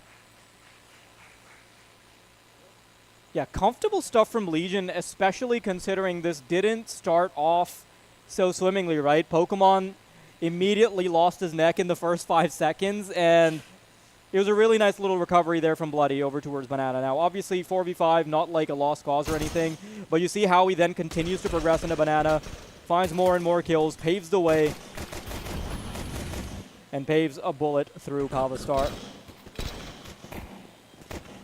Something that I loved seeing in this round was the fact that Legion really don't get ahead of themselves. I'm sure the confidence is at all times high right now for them, and even then, Soulmate decided to not take a fight in a 3 versus 2 situation where he knew that he could die one-on-one and the kill would not get traded. So they're trying to minimize risk as much as they can, and then they decide to take on engagements. And I think that's a big contrast compared to what we saw from Wawa, right? Because they were willing to play a little bit sloppy when they started getting confident. And that cockiness nearly cost them the game. Botulus got pretty close. Muscle around again. Legion happy to pace themselves to perfection.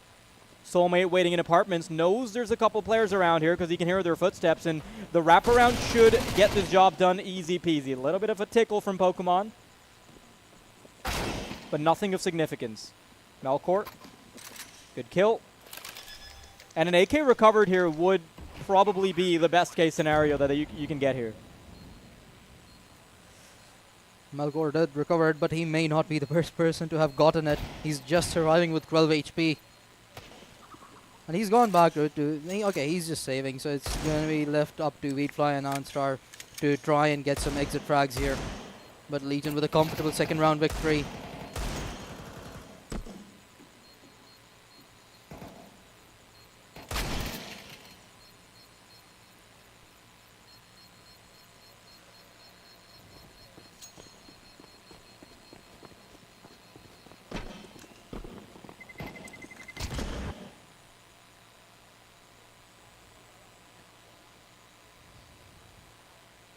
One of the conversation points we had about Legion is that they were very willing to play multiple paces, but that was because they were being forced to in the past, right? It was because Guardian 5 were holding the reins, they were the ones playing the T side, and Legion had to defend for most of the previous map because they ended up finishing that half 11-1. This time, though, they've got their pick, right? They've got their choice of pace, and they'll happily switch it up. Look at this though, Melkor finds a kill against Soulmate. That's a big fumble from Pokemon, but Bloody is able to retaliate. It's a 3 versus 3 in Powerstar. He's now on an island, far away from the rest of his teammates, and he's managed to survive so far. He gets a pick, runs into the smoke, and he might just be able to get another. Never mind, HF shuts him down. That's going to be site taken over for Legion.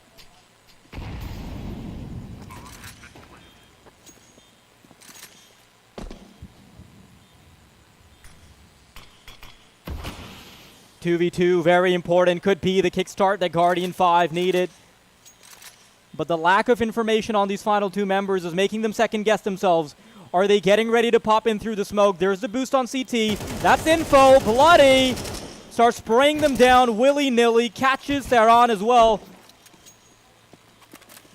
And as Theron tucks his tail and walks away, Legion have put a third round on the board.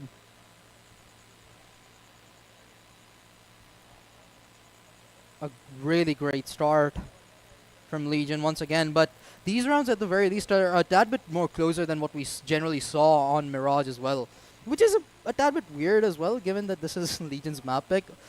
Although you could argue that Guardian 5, sure, they are on the CT side, but still, Legion, they don't look out of their comfort zone either way.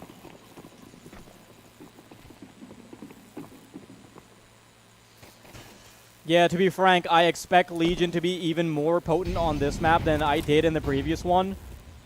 Especially because Inferno is a very unforgiving map. Any mistakes that your IGL makes will very quickly reflect on the grand scoreboard and even in your kill count.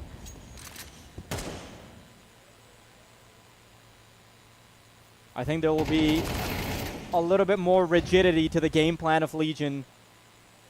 Some more substance. Ooh, good shot from Ayan. We've not really seen much of a peep out of him, but that's a good kill to add to the collection.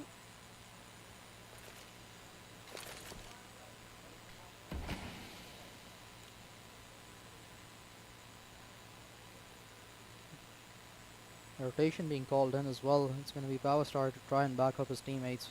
But Sahran is going to be a really key component in this defense. He's the only one with a rifle. Hasn't had much success so far in this game, but he's going to have to help his team convert their first if they wish to do so here.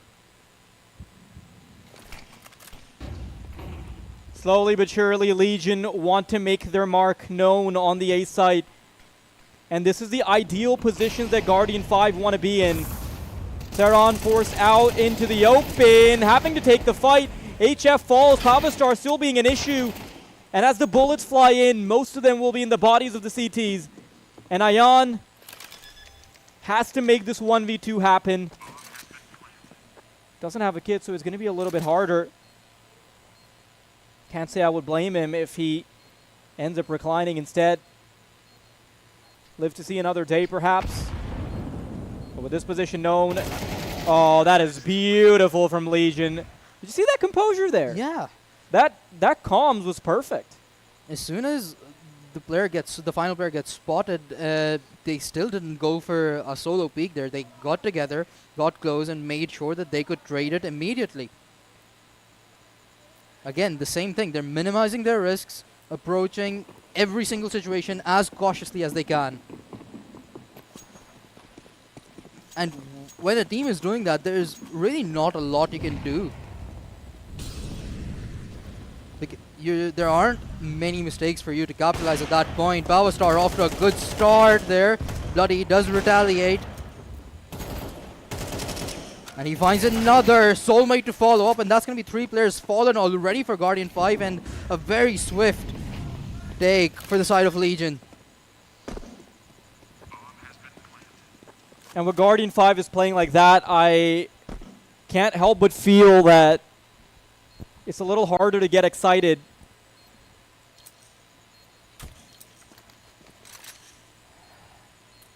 And one of the most annoying parts of this is that Legion have chosen a map that is that historically gets boring if you're having a one-sided game, right? Because if you're just battering them into the ground, it's very likely that 1 or 2 players will go for a save every single round, and you end up watching a lot of the spawn. You get to memorize the stuff on the walls. Let's see how much we can do this time around. How many objects we know by the end of the series. I know there's a van on Inferno in T-Spawn that says something along the lines of chicken, I don't know. And then there's something in Italian, which, again... I know there are the bells up there. Okay, it says chicken lover in the back. Are you a chicken lover, Jazzy? I actually am. Okay, good. When they're fried. Fair enough. Deep fried, to be exact. Didn't have to give me the Snyder cut.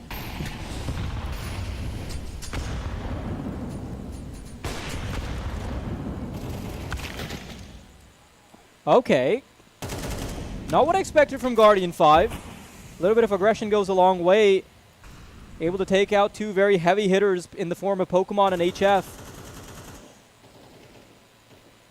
Difficult to call Pokemon a heavy hitter in good faith at the moment because he's going 2 and 5. But when you're the IGL, games can definitely get a little dicey. Oh, Pava, big kills, doubles really good. And Sultan's the last player remaining. Bloody has taken up to the mantle and already gotten a 1v3. But that freak will not be matched. And the drought of rounds will soon vanish. Something that I'm loving out of Guardian 5 at the moment is Powerstar himself. The fact that he's IGLing, he's opping, and he's being the key player that's getting them rounds, very few and rare as they may be, is highly impressive. They finally get their first one on board.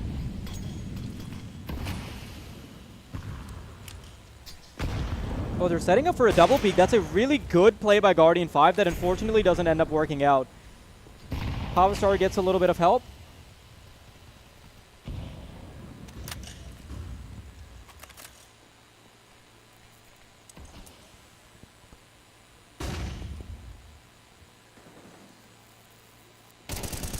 Oh, Melkor.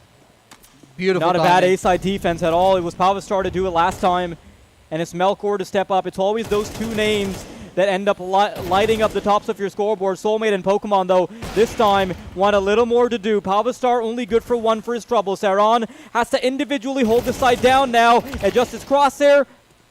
Down to 1 member each side. If Legion want to keep this streak relatively spotless, then Soulmate's going to have to find this final member. The timing, shot in the side, and Ion could do nothing about it.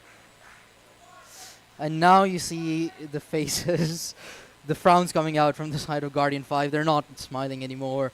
They can start to feel it, that they're on the verge of elimination here. This time around, it was all Soulmate and Pokemon who got Legion through this round. The veterans coming out to play here. And I believe Soulmate ended up getting a 4K here as well. So whenever Soulmate's needed, whenever he's called, he answers immediately. Unfortunately, we haven't seen such a performance out of anybody from Guardian 5.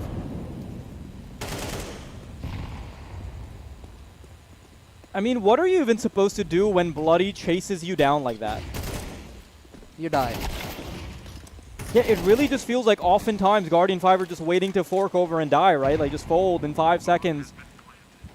And interestingly enough, when they bring the fight to A, where Pavistar is or where Melkor is, the rounds are not as clean. But everywhere else, there's no challenge. Yeah. Powerstar still keeping things somewhat hopeful, but realistically this round has already come to a conclusion. They're likely going for a save here, as Legion have practically confirmed they're 7th with 4 people alive. Powerstar and Melkor are going to try and hold on to their rifles. It seems like Legion don't want to exactly go for a hunt here, but Powerstar, as he's been spotted, he walks back to safety. Oh, again, another extremely easy round victory for Legion, and the scoreline is starting to look oddly familiar to what we saw on map number 1.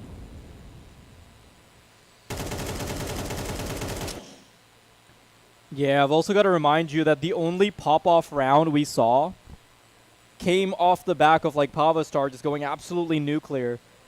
And the one round that Melkor was able to get didn't even get much of a dividend.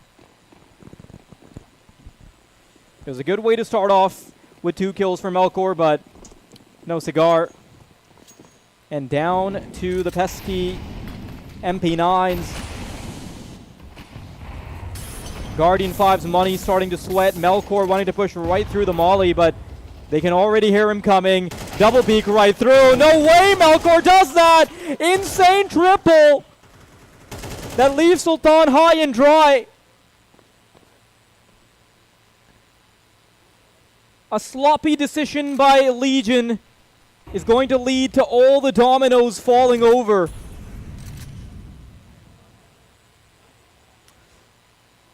23 HP and a 1 versus 3 for Sultan. And it's going to be on that picks him off. Second round on board. But still, they're not too happy with this. They want more. They need more. Okay, so far the narrative has been unchanged, right? Yeah. It's either Melkor or it's Pavistar. It's one of those two that can carry a round or two for this team. But they've been largely irrelevant outside of it. Which is really unfortunate, because from the looks of it now, you're just relying on individual prowess to get you through rounds, and you cannot rely on that to get you through 13 rounds in a single map.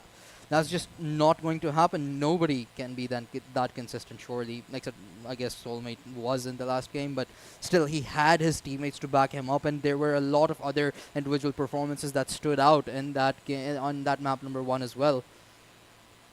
That's just not happening for Guardian 5. They seem disconnected amongst each other. And I think one of the biggest disappointments for me from Guardian 5 now is that what seemed to at least be a good vibe within the communications has also fallen apart. Because you remember how Pavistar was acting all ecstatic even when they were getting absolutely dumpstered? That's not the case anymore. They've quieted down entirely. You can see Weedfly hanging his head in maybe a bit of despair or perhaps distraction. A moment for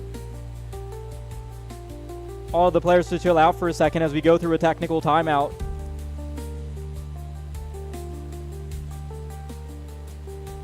Enough time's been granted for a reset. I think something that you mentioned, that Melkor's 2Ks weren't finding as much value as Powerstar's were, a theory could be behind that Powerstar himself is the IGL, so the follow-ups in his head make a lot more sense to him, but the communication when it comes to playing off of Melkor's 2K might not be as smooth sailing as just, let's say, Powerstar's own 2 to 3K. So it could be the gap of communication that these players have amongst themselves, which is costing them those crucial rounds as well. I'm not sure about the exact specifics, but there is no doubt that there is going to be some communication breakdown there, right? Because even when they have firepower coming their way, even when they're getting opening kills, the conversions simply aren't there. There's obviously a big firepower disparity as well, which makes conversions difficult, even if you are getting the right comms done.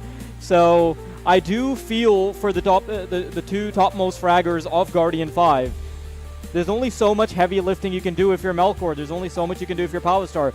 When you throw in the op duties in there, you throw in the IGL duties in there, one of those two players is suddenly committed to probably a role that I would have preferred putting in the hands of someone like Weedfly, who, you know, not trying to discredit his gameplay or anything, but if he's not a high firepower individual anyway, might as well take on that mantle, put all those brain cells to thinking about the game rather than shooty. Yeah, put your experience to good use, help your team gather at the very least, and this timeout could be used in a very great way. They could calm their nerves down. They could catch their breaths, calm down, and then recollect their thoughts and just maybe take a new look at Inferno, go through it with a whole new strategy. It's obviously going to be difficult to make on the fly here, but surely they have something in their back pockets. But from the looks of it, they seem nervous. You can tell just by their faces. Yeah, that wasn't a happy laugh. That was a nervous one. And Soulmate doesn't care. He's just calm. Yep. Balling out. It's a casual Tuesday for him, although it's a Saturday. It definitely feels like he's just waiting for this day to be over so he can play what matters to him, which is the grand finals. Yeah. Do you expect the grand finals to go a similar way? I don't think so. There's obviously a big disparity in the semifinals. Like, these are two underdog matchups, right? But even though Legion are a little bit more practiced as of late, Wawa are no slouches at all. They have some very pristine communication, and I think their teamwork, the fact that they behave as a unit, extends beyond Counter-Strike. There's a reason why this name, this organization, even if it's a bit of a bedroom orb, right? The reason it has extended for so long is because they're friends first and foremost, and they've had so much time to cook. You're not going to break that chemistry with a couple of months of lack of practice. Like, the baseline will still be quite high. Yeah, it certainly would be, but still, there were some cracks that we witnessed in Wawa's gameplay today, particularly on map number 2 in the second half. It wasn't exactly smooth sailing, but it never felt like that the game was getting out of their hands either. So, I mean, Legion, right now, it seems like that even when they're very close to winning the game, they don't get entirely lenient either. They're still very methodical. They still know what to do and to not give up their advantages very easily. They still try to minimize risks and just are cautious all across the board.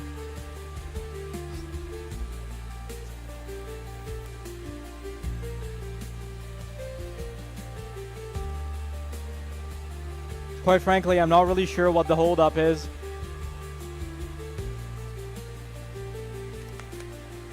I'm waiting for word from admins to try and figure out what's up.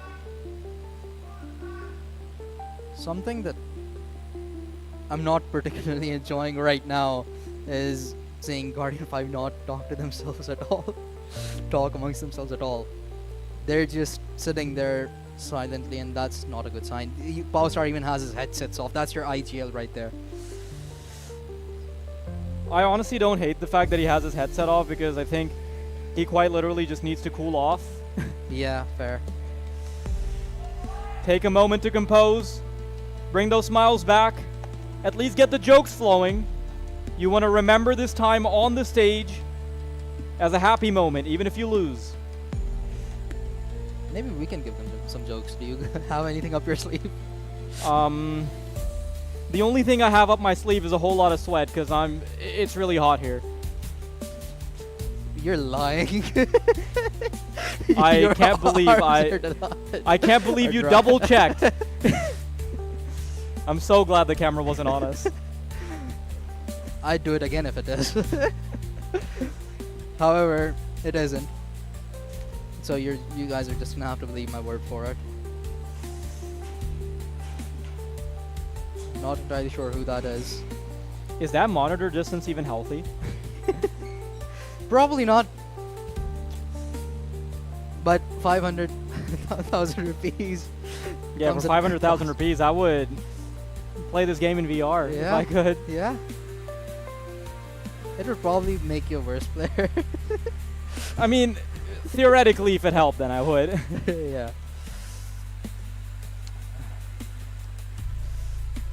Hopefully the tech issue gets resolved sooner, but we shall give you whenever we get word about what the issue is, but we shall be heading in soon enough, so worry not, ladies and gentlemen. So far Legion have looked extremely dominant, and it's nice to see now Guardian 5 starting to get their smiles back. Weirdfly, he's laughing. I'm not sure who he's looking at, but he's certainly happy looking at somebody. Star falling down, but for the most part, Guardian 5, they're starting to smile again, so that's a good sight to see. It was a much needed break for them, even if it's coming through for technical reasons.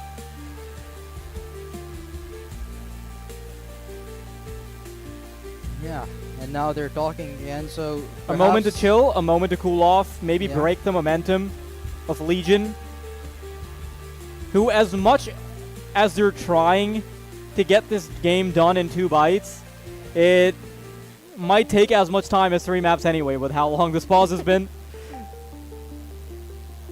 Hopefully not as long as a map. We get going soon, but we do have admins on stage trying to sort out whatever the issue is. It seems to be something. It seems to be something that's wrong at Pokemon's station.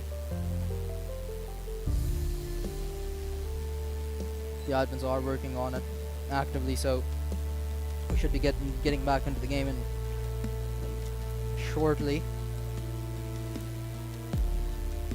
Guardian 5, they're talking, having fun. Everybody else is as well. The audience is having a good time, from the looks of it at the very least. We are having a good time as well, aren't we? Yeah. It's a good day of Counter-Strike. It has been. It has been. And personally, I don't mind being here all day, because it's been a while since I've been... I mean, damn, it's really been a while since I've had a LAN in Pakistan, so... Particularly a CS one as well. We've had other games that have been popping off in the last few years. The CS, although, has been missing from the scene for quite a while. So it's good to see a comeback happen in the country, well, in Karachi as well, where there hadn't been a LAN for any FPS shooter in quite a while.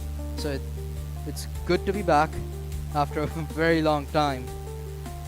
And hopefully we get to see more of this, after this weekend.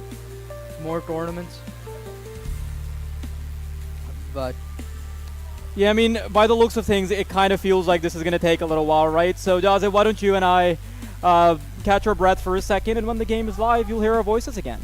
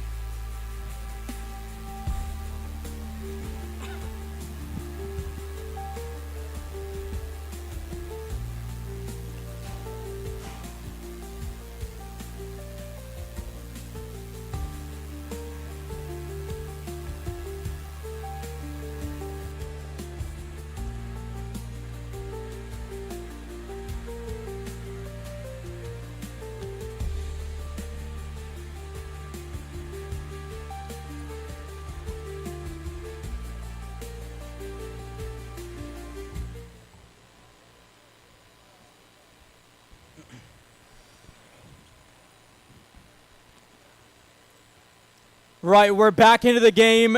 It was a bit longer of a pause than I anticipated, but glad to not be wasting any more time. Legion 7-2 against Guardian 5.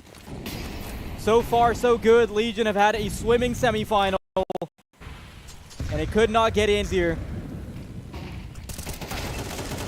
Oh, my, it's good oh if my, Pokemon starts to play like that. 2 kills right off the bat. Yeah, the only member remaining on the B side is Ayan, who's very quickly going to be challenged as well. It doesn't matter to Legion. They can actually quickly book it through the smoke. But I don't think they'll elect to. Well, they're taking their sweet time. There it is. That's the utility moving in. They are offering 1v1s, though. That's not a good sign. They still have 2 players to contest with. HF finds the kill. Kavastar can't do much. And it's going to be Sultan and Soulmate to look for the final member. That is Melkor. They still haven't crossed over with the bomb. They have a single smoke. And they're waiting for long enough to sell the impression that they might have rotated all the way back to A. And Melkor is going to be caught by it. Sultan's alive with just 2 HP. So Melkor has a real good shot at this.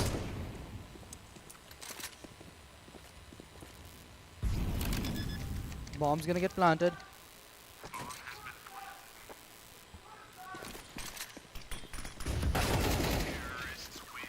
And Legion with another round victory. That's gonna put the another one on board with ease.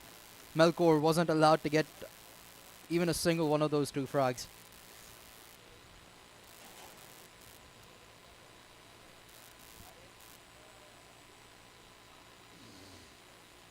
I think we're going to have a technical timeout real quick because all the monitors in the arena seem to be a bit iffy.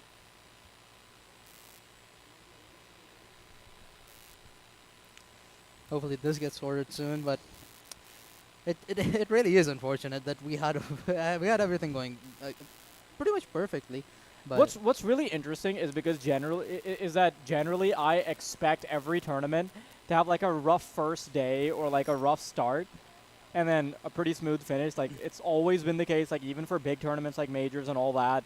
The first day is usually a little rough while you're figuring out the audio because the audio and the video, because every setup is different. Everyone's got new, like different producers and all that jazz.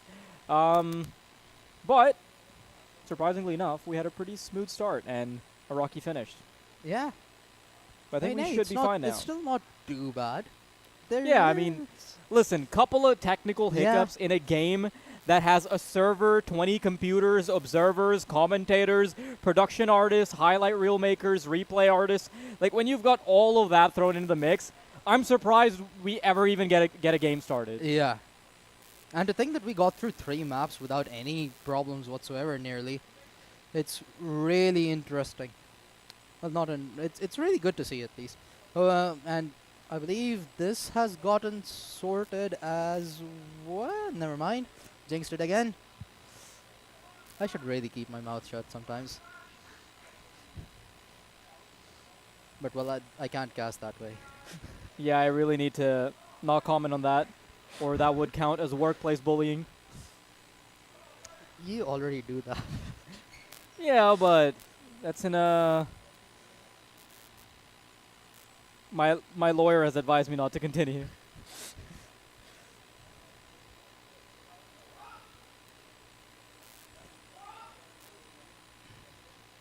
I would like to have a word with your lawyers.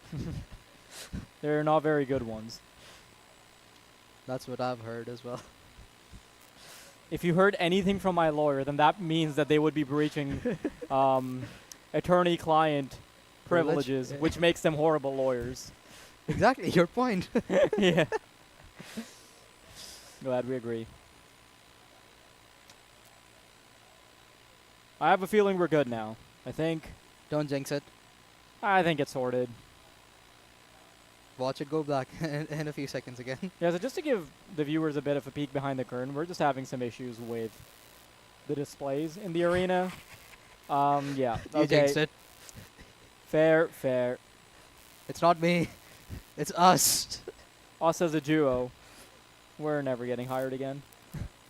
Well, they still have to stick with us for tomorrow.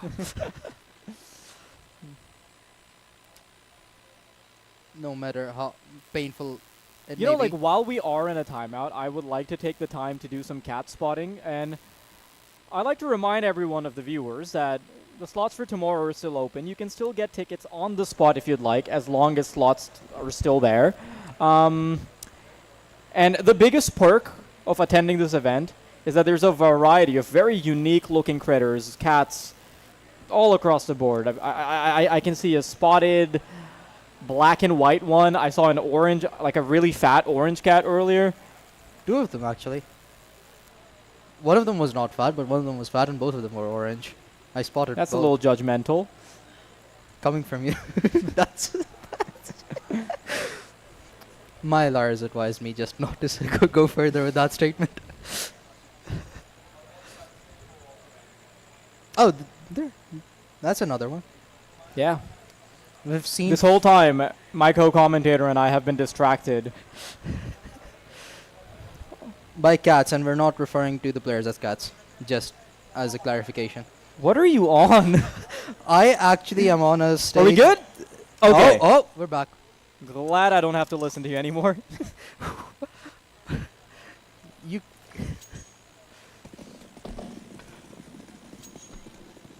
8-2. The only thing that has kept Guardian 5 in the game for so long is the timeouts, I would think. Because otherwise, this scoreline would be creeping up way faster. Hang on a minute. Not a bad start for Pavistar at all. Kill with a nade. Melkor takes the liberty to find a kill as well. And I think this might be breaking the confidence a bit for Legion. That's a really good collection by Bloody through the smoke, however. And if they can find Pavistar, then the world is their oyster. A site could be up for grabs. Guardian 5, they've already eliminated 3 of Legion's players. Make that 4 now as Bloody goes down as well. Now it's left on to Sultan in a 1 versus 4. He gets 1. That's going to open up the site, but the C4 is nowhere nearby him, so he's just looking to get as many frags as he potentially can. 50 seconds on the clock, so...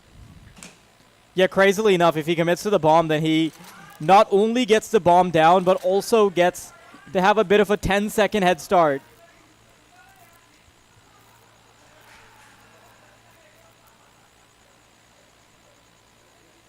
He's not really committing to anything. I mean, I get the idea, right? It's obviously a very difficult decision to make. Trying to get the bomb down feels like an exercise in impossibility. I thought he had the bomb. What? Oh, I was so gaslit by the radar. For a moment, I thought he was carrying the bomb the whole time. You were gaslit by yourself. Yes, I played myself. I'm sorry for that. The radar's on the top left of the screen, and I'm kind of stepped away from the boot, so my brain filled in the gaps. Well, 3rd round on board for Guardian 5. A better half than what we saw on map number 1. But what's worrying is that this is their CT side as well. Legion, I presume, are going to be relentless as soon as they get on this CT side, and we're only 1 round away from that.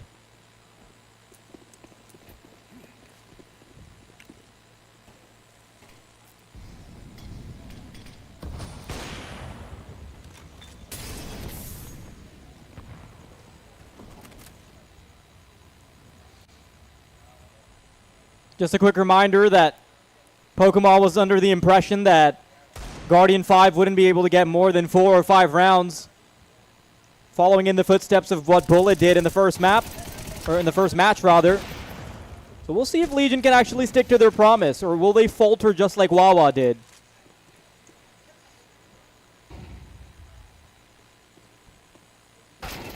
Ooh. Bit of a scuffle. Weedfly actually coming out on top on the CT duel, so this completely scopes out the place.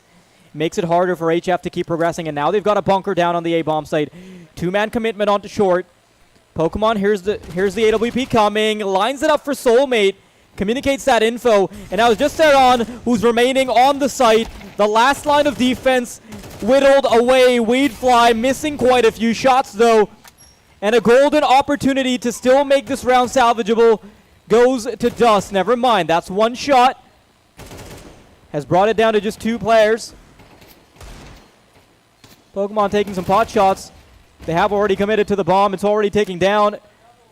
And it's Ayan in a 1v2. Who's still trying to fish that second player out of pit. There it is. He's done it. Just needs to line one more shot up. HF trying to make him miss his shots. The wide swing works. And it is a 9-3 finish as Legion look comfortable. That's really worrisome for Guardian 5. 4 more rounds is all Legion need to make their way into the grand finals and eliminate Guardian 5 out of control point here.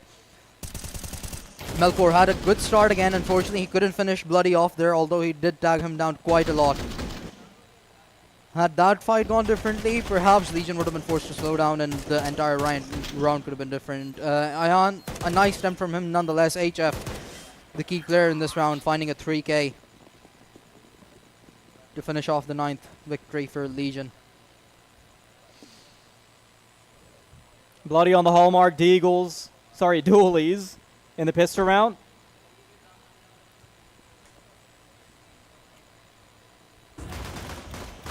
Oh. And this time it's also, much like the previous match, a lot is going to lie on the pistol round. Weedfly traded out for Bloody, not a bad trade at all, considering that's the Dualies being taken out of commission. Pokemon getting super aggressive with company as they start taking control of Banana. Melkor's trying to keep them on their feet, but there's 2 players around the corner that they've got to worry about. They start lining up, and Sultan is still making quick work of them. Pavistar left alone, and Sultan's second kill is going to make this bomb site impenetrable. Double digit secured for Legion, 3 more. And we will be done with the games today if Legion are able to secure 3 more rounds on this map here. Not looking good for Guardian whatsoever, of course. They're not going to have anything to work with except Deagles all across the board for this round. So that theoretically should be Legion's 11th comfortably. Yeah, even though Guardian 5 have been a little conservative in this round, even the next one isn't going to have them be able to afford all the bells and whistles. You're going to have a couple players that are prioritizing that utility, having to buy down to a Galil. You might see an AK-47 or 2, but it's going to be really tough because you're essentially leaving that final round to be nothing but a force buy. If you lose the next one, that is. Legion, they can start to taste the victory at this point. Guardians going for a full purchase here. 4 AKs, 1 Galil. Not a lot of util for them to work with, so to penetrate a site, they're surely relying on their gun skill, which hasn't exactly worked out well for them so far in the series. Legion have been outplaying them at every instance. Yeah, I'm not sure if I really agree with the idea of prioritizing bigger weapons over utility. To some degree it might make sense because the firepower difference could help them overpower Legion, but there's enough gas in the tank for Legion to... Oh! Gonna have to hold that thought. Pokemon just added a dash of salt to the injury.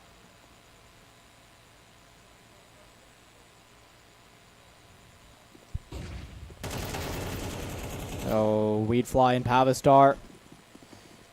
A kill apiece. Makes this B-bomb site accessible. All 3 players remaining on the Legion squad are going to start coming in from Banana. And if they can find Pavistar without a casualty, then this could be very deadly. Flashbang to go in. Pavistar is going to let them cross. He's playing the trigger discipline, and they finally see him. He's going to fumble his words, and as he snubs his lines, that opens up an avenue for Legion to still be relevant.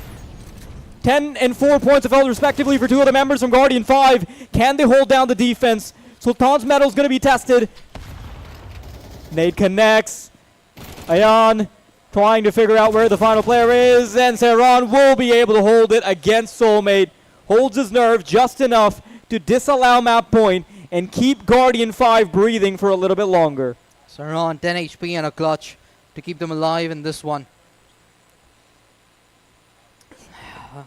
Legion still going for a force here. It's not looking too bad either. One player on an SMG, the rest of them M4s all across the board. Meanwhile, for Guardian 5, it's not looking too great either. So somewhat of an equal purchase on either ends.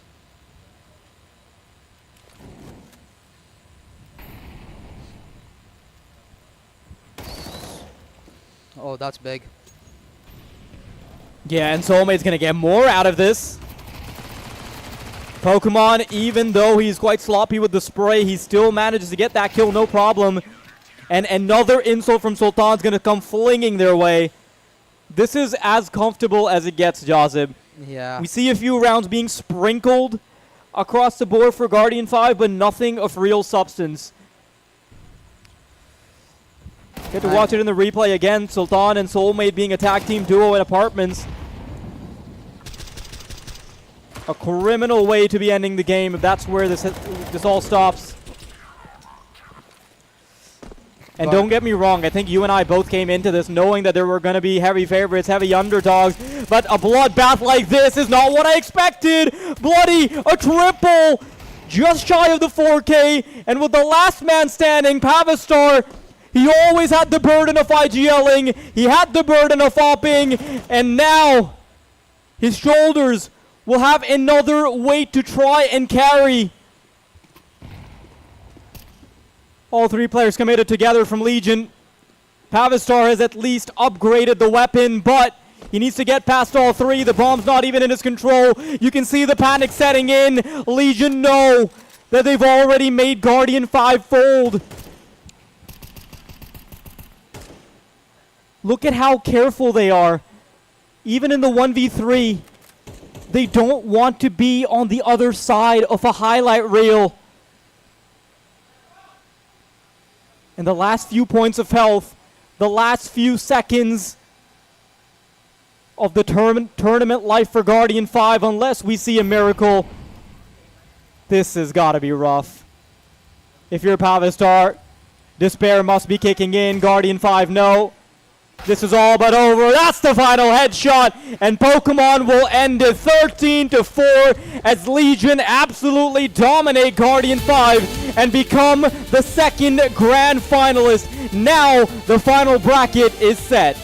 It's going to be Wawa who face off against Legion tomorrow for the grand prize of 500,000 rupees and that trophy you see in the middle of the stage. A very phenomenal performance that we see out of Legion today. And Pokey's words come true as well. 13-4 scoreline, that's what he literally called it. Yeah, I mean, and that's the prophecy of the day that actually does come true, right? Because Bullet was also talking mad smack, but he wasn't able to do what Pokemon just did. And, I mean, I'm not trying to read into it too much, but Legion definitely feel like a slightly more solid team, right? They weren't making the mistakes against Guardian 5, which I would argue is a better team than Botulus than Wawa, that Wawa were. So I'm a little bit worried for Wawa, and for Legion, I think their legacy might be cemented right here. Yeah, they get to further confirm themselves as the #1 team in Pakistan when they face off against Wawa tomorrow. And I mean, Wawa, as you said, the prophecy didn't come true. It got falsified. We saw some cracks as well. Legion, that was not the case. Yeah, and I'm sure that there's a lot that still needs to be discussed. We're going to throw over the mic to Fariha because I do want to get an inside scoop on what was going on in the server because that was real messy.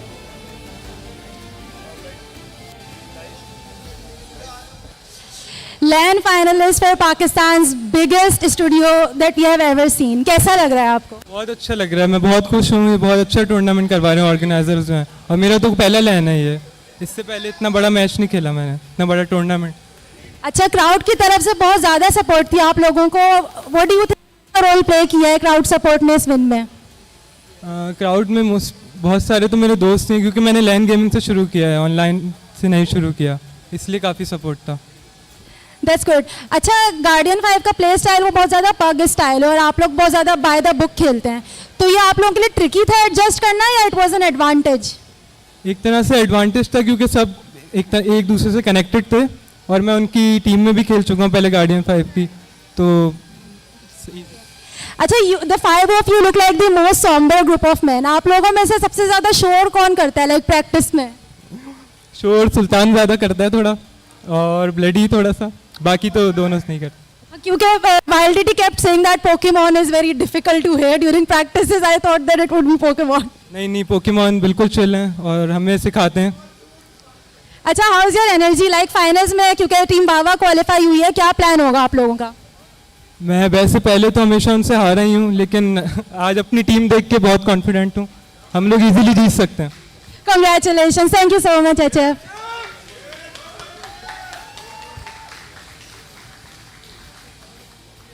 You guys did really well. बहुत अच्छा खेला आप लोगों ने.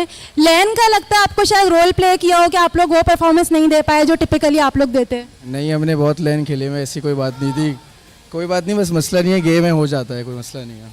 अच्छा, was it कि आपको लगता है कि आप कुछ डिफरेंटली कर सकते थे कि गेम आप लोग जीत जाते? हम लोगों ने 3 महीने से तो गेम ही नहीं खेली है, फिर भी क्वालिफाई हो गए, वो तो देखें आप. अच्छा, कैसे एक्सपीरियंस था? Because Legion is one of the best teams currently in South Asia, straight up. Experience था ब्लडी, सोलमेट और पोकेमॉन के अगेंस्ट खेलने का? हाँ, बहुत अच्छा लगा हम लोग के अगेंस्ट खेलने का. फाइनल्स में आप किसके लिए रूट कर रहे हैं, वावा या फिर लीजन? फाइनल में मैं HF के लिए सपोर्ट करूँगा ji. Thank you so much.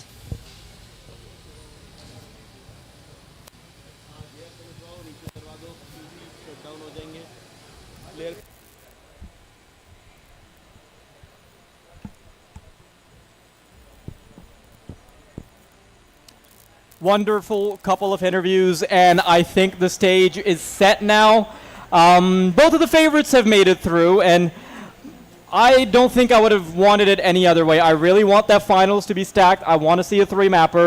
We didn't get the luxury of seeing any of that, although Wawa did try and make a very good case for it. But yeah, Joseph, I mean, wrap it up for me. Like, if you got any thoughts? I mean, there's a lot to digest, isn't there? Yeah, there is. We had some underdog stories being built up that those got shut down. We had some smack talk being thrown around as well. It was fun to witness. But now we have a team that has been around for quite a while and has stayed at the top of Pakistani CS. And now they're going to face off against Legion, who are arguably the best team in South Asia now. They formed just 3 months ago and they've already cemented themselves as the top dog. So it's certainly going to be interesting to see who actually gets through to the finish line and claims the championship here at Control Point. Of course, and we get a chance to quickly look at the score line for both of these teams as well. Not really sure what's going on with the actual scores there. I think that's just towards the second map. Not for the entirety of the total game, even though that's the scoreboard we're looking at. But honestly, you don't even need to zoom in too much, right? You don't need to put any of the players under a microscope. If there was any big standout performance, I think the big heavy hitters were probably Soulmate and then Bloody, right? Bloody had a bunch of impact just through his clutches and stuff like that. And then we also saw a monstrous performance come out of Soulmate. We get a chance to see a bit of a head-to-head there towards that second map. And, you know, my heart really goes out to Pavastar. He was IGLing, he was opping, he was doing everything. There are only so many shoes you can fill with 2 feet. Yeah, and he was filling, well, 3 different roles entirely. He was being the key player as well. But on the other hand, it was just an all-out effort from the side of Legion. You cannot face that individually. You have to have a good team effort to be able to take that down, because when we were looking at the scoreboard just now, the minimum amount of kills that Legion had was 12 and the maximum was 16. So that just goes on to show a lot about how methodical they are, how well disciplined they are with each other. Yeah, there were definitely no gaps in the defense or offense of Legion.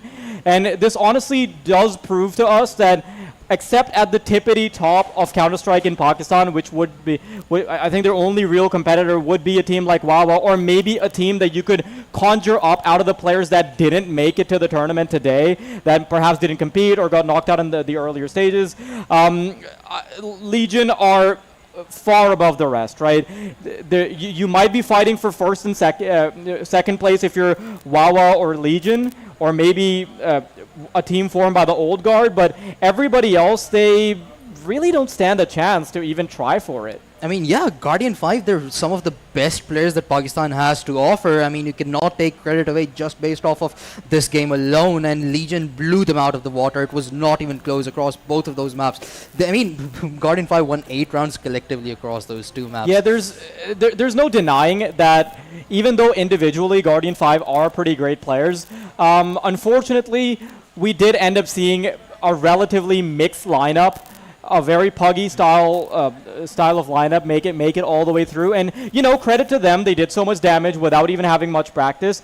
But that's eventually what ended up catching up to them, right? Because it's something that Weedfly was saying in the interview as well. It's that they haven't really played too much CS in the past 3 months, and they put this lineup together with friends, with players that they've played in the same banner for, and although they've made it all the way through, you can't hold a candle to a team like Legion, who, I mean, look at the contrast, right? 3 months of practicing versus not having played for 3 months is huge. Yeah, and both of them were in the semi-finals. So still, congrats to Guardian 5 to have made it to the semi-finals. One more thing that I would like to mention before we leave is that HF mentioned that he's always lost to Wawa. So I wonder if he's carrying that curse with him into the game tomorrow. I mean, there's definitely... that's an interesting point, actually. Yeah. I think that rather than being an overarching storyline there's probably more to be said about how it plays on HF individually. Yeah. And I think that's definitely an interesting point to bring up. And while we're on the subject of individual stuff, right, now that we have both of those teams finally set in stone, now that we know the grand finalists, I think there's going to be even more stories that are going to emerge. But it's not over yet. Those stories, they're going to happen tomorrow, so we'll see you tomorrow. You can tune in then. Remember, to all the viewers that are tuning in online, it's still not sold out yet. You can still show up on the spot. You can still buy a pass for yourself and enjoy this wonderful action right here at this wonderful stage with, of course, the wonderful Counter-Strike community. That's going to be all for today. We'll see you tomorrow.